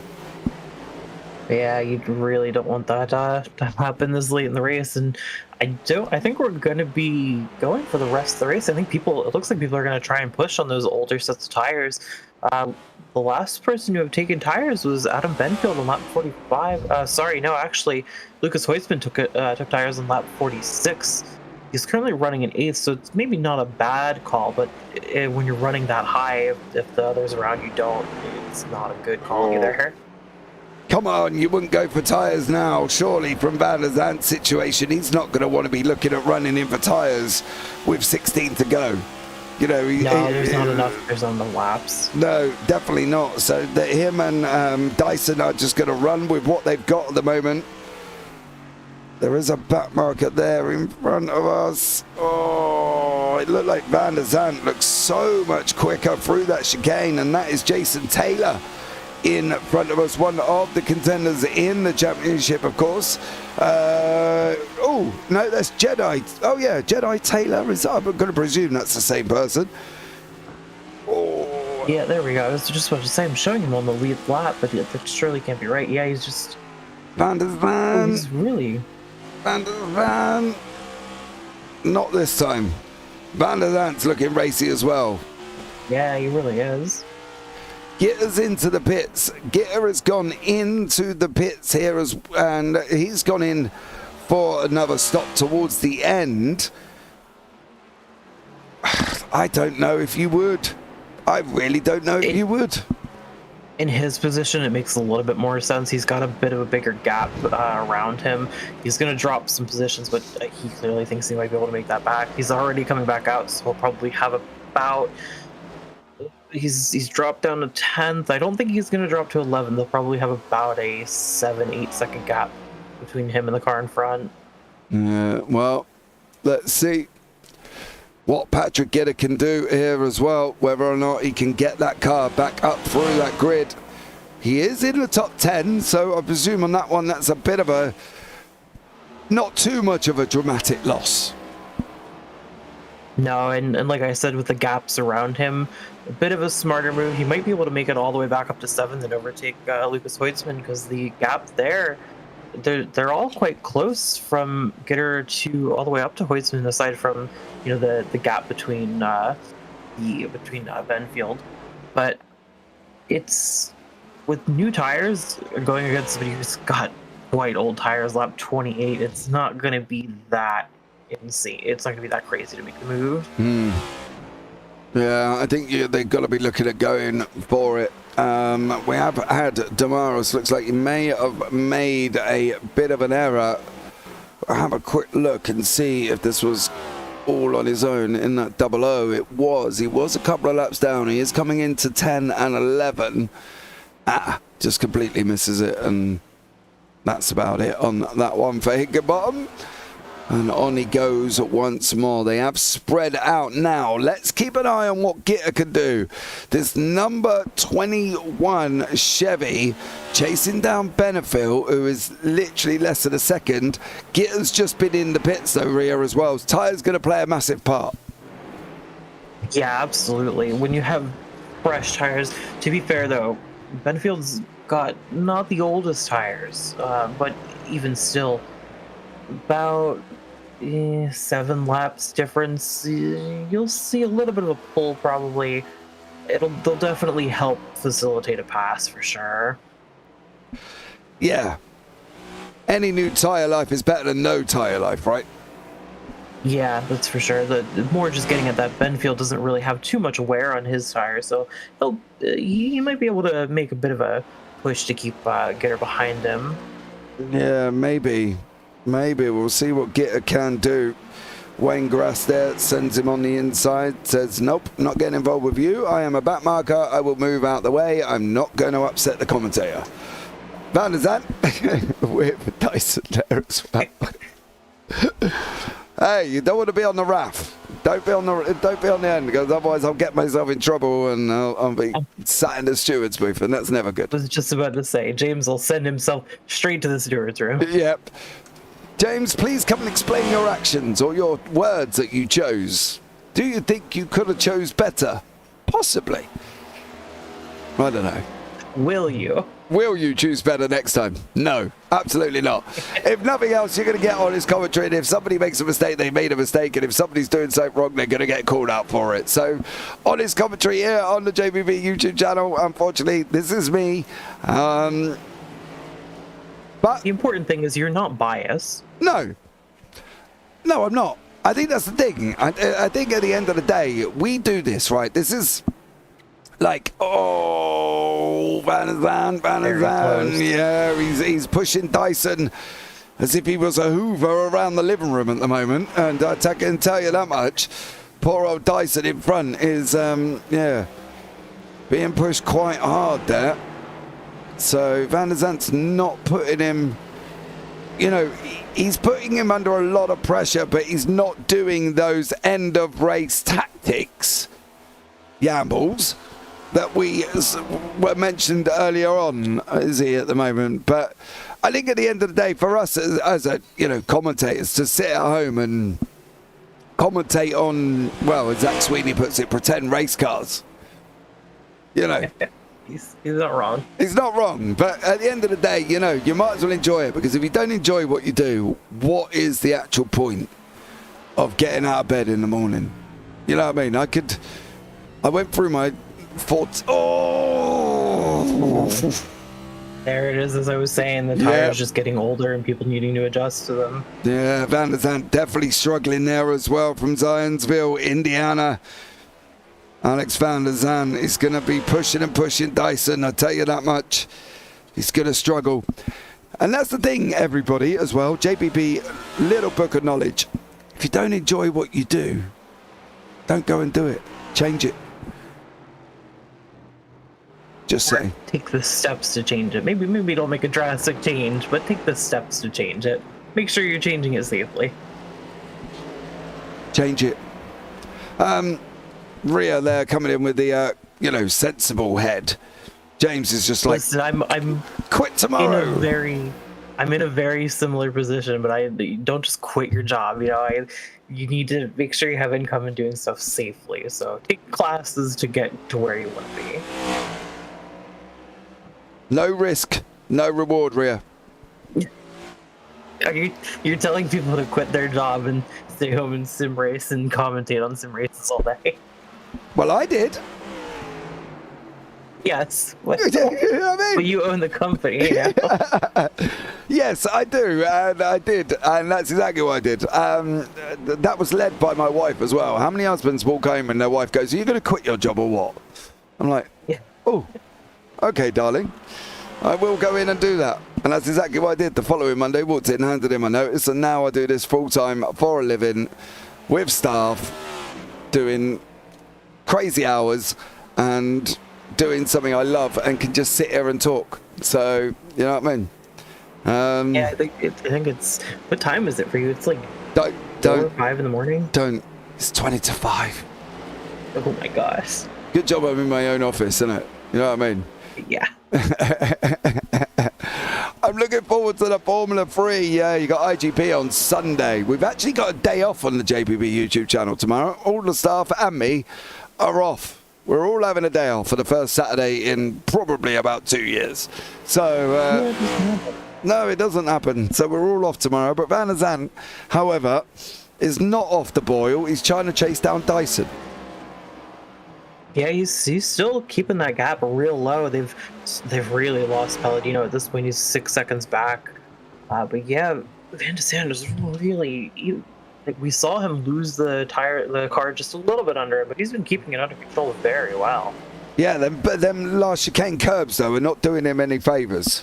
No, they're not doing anyone any favors. No, and he's not doing himself any favours either. He's got to be looking at trying to make sure, because the last thing he wants to do, 2 to go, 1 to go, take that final score, bounce that car, and we've already seen it as well with others that have bounced that curb and ended up going round.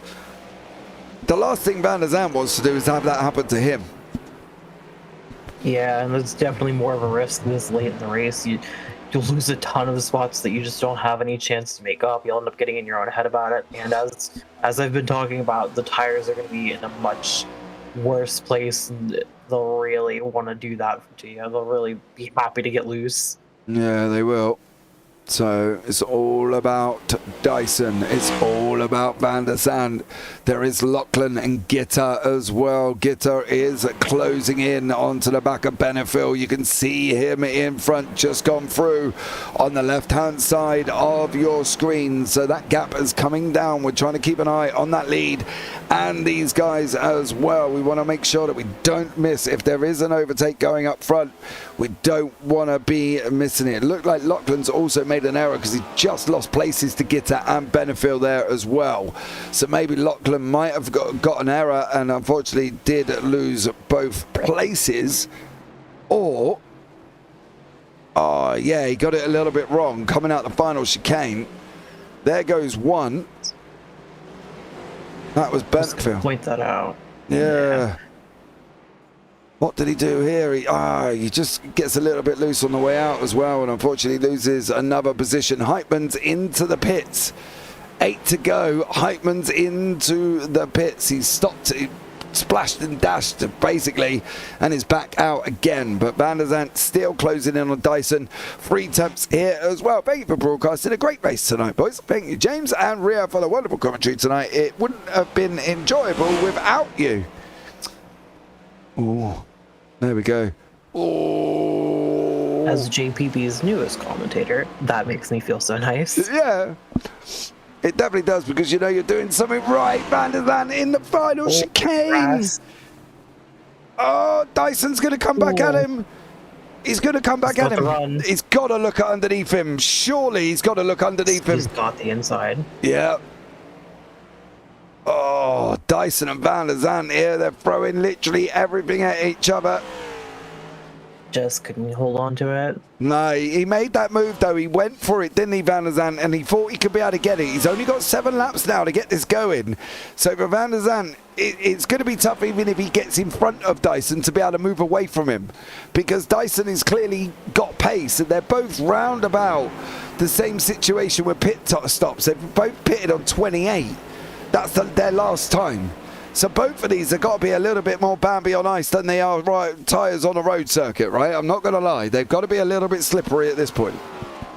Yeah, for sure. But it also does shows Dyson that Van de Sande is not afraid to make a move, especially this late in the race. And it's got to unsettle him at least a little bit. Yeah. Yeah. Van de Sande clearly isn't settling at all here. It clearly wants to get that position away. He wants to get them points, you know, because at the end of the day, 5 points between first and second. Van de Sande needs them points. He wants them points over Dyson. He's got to be looking at trying to get them away. Dyson needs to hold on because he's only 7 off Tanamati in 6, and he's only 5 in front of Diciani. So he's got to be a little bit careful. Dyson could probably do with a full house if he can. One of the things they've got coming up is back markers. Higginbottom is the first one here as well. So we're going to have to play out and see how this one plays out, making sure that nobody can infect the outcome of this race other than the drivers themselves, isn't it? Yeah, unfortunately, it's kind of inevitable. You can facilitate a pass as much as you want, but you're going to slow down the drivers in the position, fighting for the lead. Sorry, I tripped over myself there. And that's just going to help Van de Sande so much. Higginbottom's going to give him the inside. Damaris is going to give him the inside and say thank you very much. He is. What about Zodiac? What are you...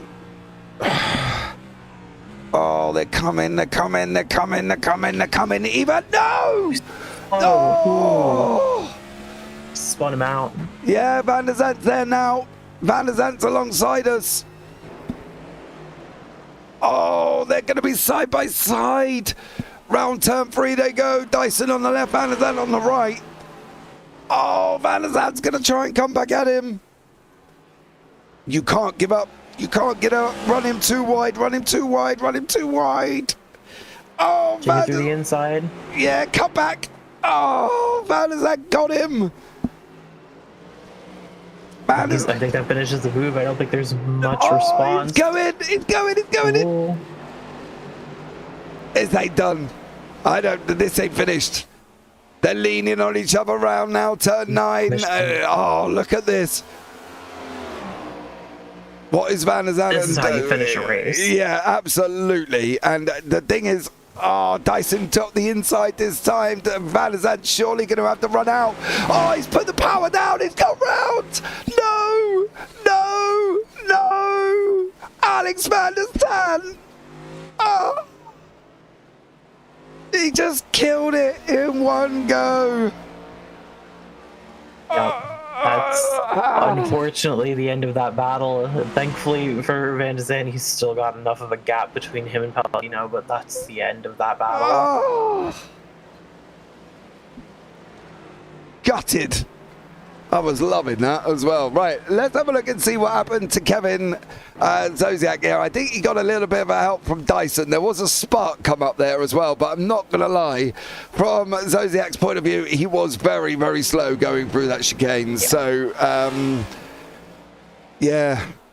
Oh. I wonder if he was just tripping over himself like I was when he saw the leaders coming up behind him and just didn't know how to facilitate the pass in the chicane. Oh, gutted. Absolutely gutted. That is it. Guys, that is the field spread out now as well. That was one of our closest battles on track, and unfortunately, it has all been finished there as well. Austin Draper. Oh no, Alex! That, I think, from Van de Zande's point of view, I think that was safely looking at the fact of he had to come out of this corner and get on the gas. The problem is, what he wanted out of the tyres didn't want to give him. You know, he was already on the gas, wasn't he? You could see it coming out of him here as well. He was already trying to get the power down, and he tried to do it quite early. and he just couldn't get it. He knew he had this undercut. He knew there. That's where it is. Ease off. Give it time to settle, isn't it? Look at the back wheel spinning like ferociousness. Oh. Yeah, he just thought he had the grip, and if he did have that grip, that very likely would have been another pass there. Yeah, absolutely. But for Van der Zandt now, Dyson, well, that is just a big old breath of relief, isn't it? Dyson is now loving it currently because he's now got 6.5 seconds. You know, the man from Melbourne in Australia in that 04 Chevy. I got it. I would. You can almost feel Dyson's relief in the way he's driving. Yeah, he is just like, I'm free. You know, I was going to start singing then as well, which was going to be a bit of a trouble. You know, Don't get DMCA'd. No, you know the one. I'm free to do what I want. Anyway, any old time. Sorry, I had to finish off the sentence. But 2 laps. Oh, Nick Isaacs, that was an awesome battle for sure. It definitely was. Patrick Gitter might provide us some action coming into the final 2 here as he's chasing down Robert Anderson once more. 7th and 6th place respectively on track, still going at each other coming into this 5th battle. Benefit. Whoa, Anderson, no, you can't have cars, you can't apply grip if you are not on the track. And Anderson there, all 4 wheels off the circuit rear, not the ideal way of doing that. No, especially not at this late. I wonder again. I've been saying it all race. It sounds like a broken record, I'm sure, but he has tires from lap 28. I wonder if he just lost the car under him, just wasn't expecting it. Yeah, and just ended up going wide. Yeah, I think that's it. Austin said any pressure of tyres and he could have pulled it off with both of them getting pits on the yellow flag early. He just gave it a little too much gas. He did. The problem is as well, I think the problem is with Van der Zandt, what he tried to do, we're on the final lap of the race here as well. Dyson is going to be looking at taking this victory. I think the interesting thing is the fact that he was already sliding, but instead of lifting and letting the car settle, he tried to power out of it.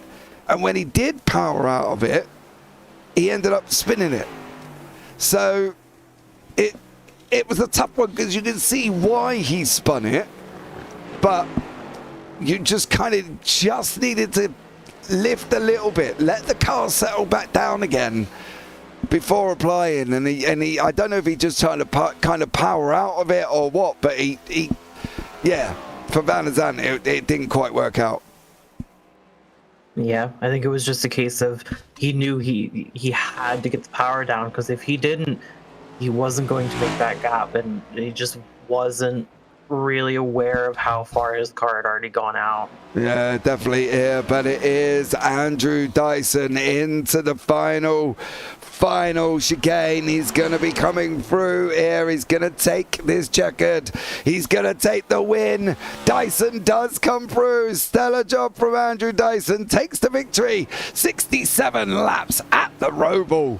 And it is Dyson there. Andrew Dyson, Melbourne Victoria in the Chevy, taking it from Alex Van der Zandt from Zionsville, Indiana. Great job. Great racing from them two. I've got to be honest, that was just, it was so respectful, wasn't it? It was, you know, they were leaning, they were pushing, they were proper going at each other, but they were so respectful of the fact that all of them made it. Do you know what I mean? Because when you're racing that closely, as we know, it could have been a lot worse. Absolutely, it could have been, and to that extent, Palladino, when he was in that little spat for a while, same with him. He was giving just as much respect as Van der Zandt and Dyson were. And as you were saying, they both know how big their cars are and where to place them properly to you know, not facilitate a pass, but not, you know, start a crash.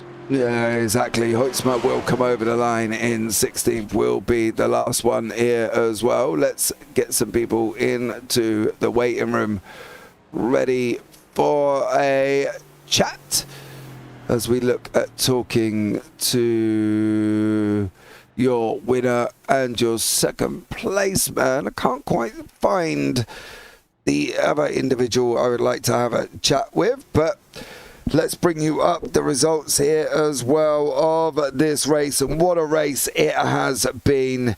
Here are the final standings.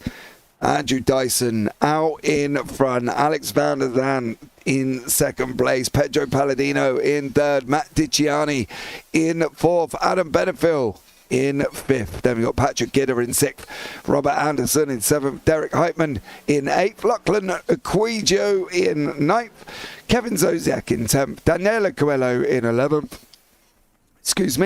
Jason Taylor in 12th, Wayne Grass 13th, Tanner Marty, Corey Harville, Lucas Hoytsma, Damaris Hinkerbottom and Nick Stein. Then behind that we got Nicholas Pressey, Jonathan Delaney are the last ones that finished. Well, it was a very interesting race, Rhea. I think it was definitely a battle of wheels, being able to keep it out the wall. I think that's also one of the things that kind of shone through tonight as well. Would you agree that it was an exciting race? Yeah. Has it changed your opinion on NASCAR on road? Absolutely not. Yeah. All right. That's what I expected. Definitely not. Definitely not. But it's never going to change it. People didn't like the circuit, and at the end of the day, it is what it is. But I'll tell you what we'll do. Let's have a chat with some drivers, shall we? We've got a couple of people waiting here for a conversation with ourselves. And first up into the interview room, Matt Dicciani here. Started in third. He was down one place, finished in fourth. Tough race. Turn one incident causing absolutely chaos. Matt, welcome in. How are you, sir? I'm pretty good. How are you guys? I'm not bad, mate. Not bad at all, to be honest. Watched some great racing. Bit of a rocky start, I think, for everyone there going into that turn one. Yeah, it was definitely an interesting start. It was a nice parking lot, but got some experience coming from the back, so that was nice. Yeah, definitely. How did you find it out there? Because we had people in YouTube chat. Adam Benefiel come in and was like, I don't like this circuit. What's your thoughts on it, Matt? Did you enjoy it out there? Yeah, I actually really like this track. I think it's really fun. The infield section's a blast. Yeah, but I enjoy it out of probably my favorite road course that we go to. Really? What better, for instance, than Watkins Glen if we put you there? Yeah, I think Watkins Glen, it's not a very difficult road course. I think there's a lot more technicality to here. That's probably why I like it more. Yeah, you're definitely right. There is a lot more technicality on this one. Did you think, though, at the end of the day, you pitted way back on lap 28, right? What was the thinking? Was you more sort of sliding to? Well, you must have been sliding towards the end of the race there, Matt. Did you think about going in for that second stop? I knew it was going to be close. I thought about it, but it was in my mind to just kind of save a little bit here and there. Then when we got to about halfway through that run, I was like, all right, it's probably going to go green the rest of the way. So I started saving a little bit more. All right. Now, this is one of the questions that was asked as well. How, on an oval, we normally see you run a higher line if you're going to save tyres, right? You go up onto the outside. You don't want to burn them as much. How do you do that here on a roval with it being so tricky? To what? Save fuels or save tires? Save tires. You just try not to slip the tires under acceleration. You just got to be really easy, gradual on the throttle, just to not get a lot of tire slip. And obviously, fuel, we know, lift and coast going into the chicane. So, fair play to you on that one. Matt, thank you so much for joining us. It's been a pleasure. Anyone you want to shout out before I let you go this evening? Yeah, just shout out EPI for the setups. Thank you. Awesome stuff. Well, thank you very much, Matt. And look forward to chatting to you as it goes on. All right, sounds good, guys. Have a good night. And you. Right, next up into the booth is the man that started second. The man that finished second as well with little under barely 4 laps to go. Coming out of turn 10, 11. Too much gas, we feel. But let's have a chat with Alex Van der Zandt and find out. Alex, welcome in, sir. How are you? I'm good. Yeah, sitting in a puddle of sweat, but that was a lot of fun. Yeah, it's a hot one, mate. And to be honest, this track definitely would have done that. Great. I've got to be honest, amazing battle with Andrew Dyson up front. You guys were going at it all the way through from the pit stop, really. You both were on 28. You pitted on lap 28. You were both going for it as well. Incredible racing. What did that feel like? Yeah, that was a blast. Yeah, super great battle with Andrew as well as Pedro. We had a fuel save race to the end there too. So it was just I think I saved a little more at the start, and so I was able to attack Andrew near the end. But yeah, we were just going at it. Lots of contact, but it was all respectful, and yeah, just had a blast there. Yeah, that was the thing. That was one of the things we picked up on. Although there was contact, it was respectful contact.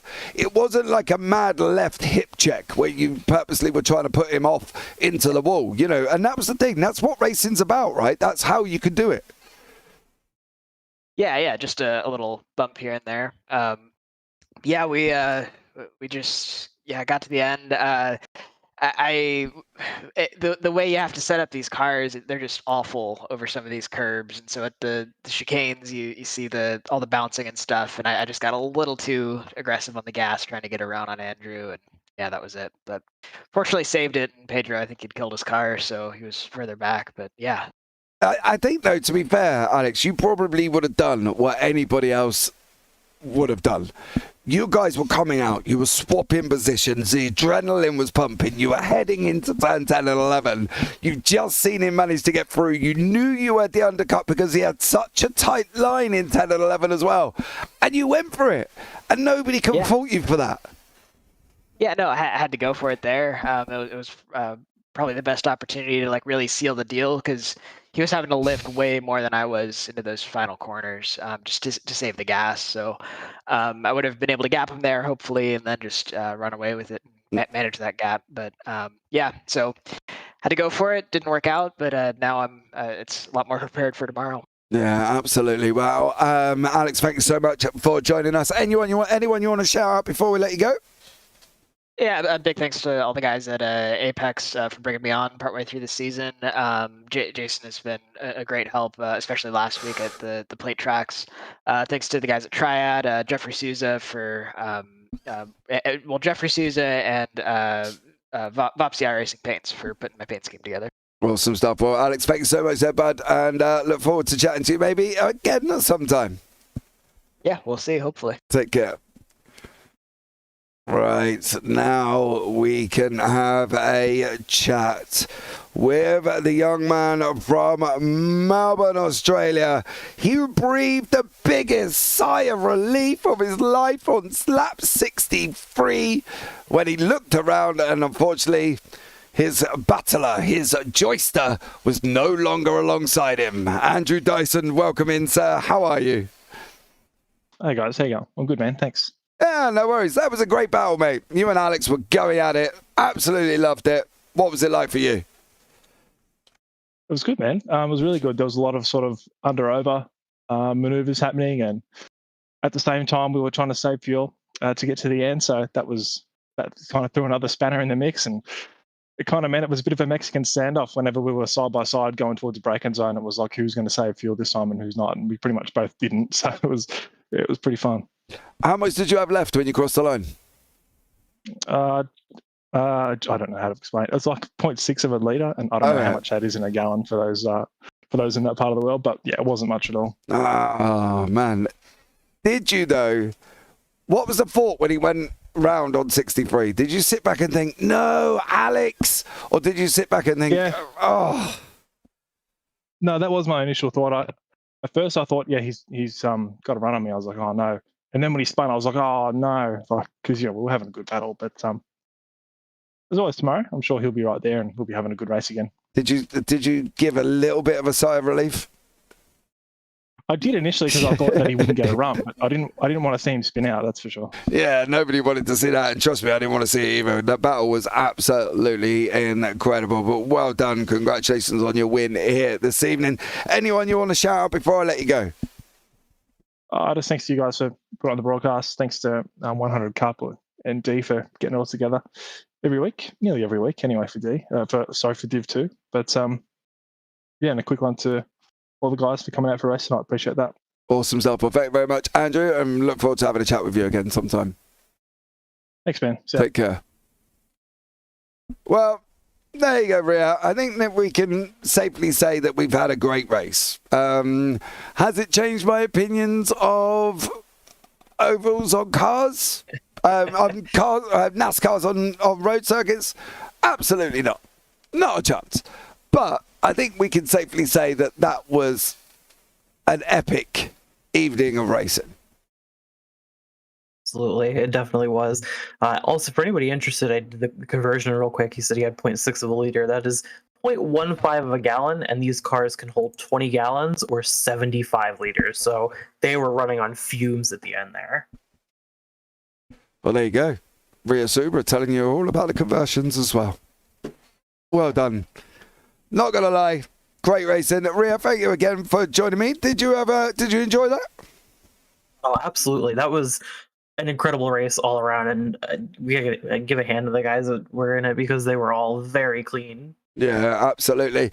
Well, guys, I think that's going to bring it just to the end of the broadcasters. I'm looking at about 5:05 in the morning here in the UK, but I think we can safely say it's been worth it because I thoroughly, as always, enjoyed it. I've been James Parfitt alongside Ria Subra once again for the 100% Division 2 from the Roval. But as always, guys, for now, take care, have a great week, and you never know, we might see you on the track sometime. Good night.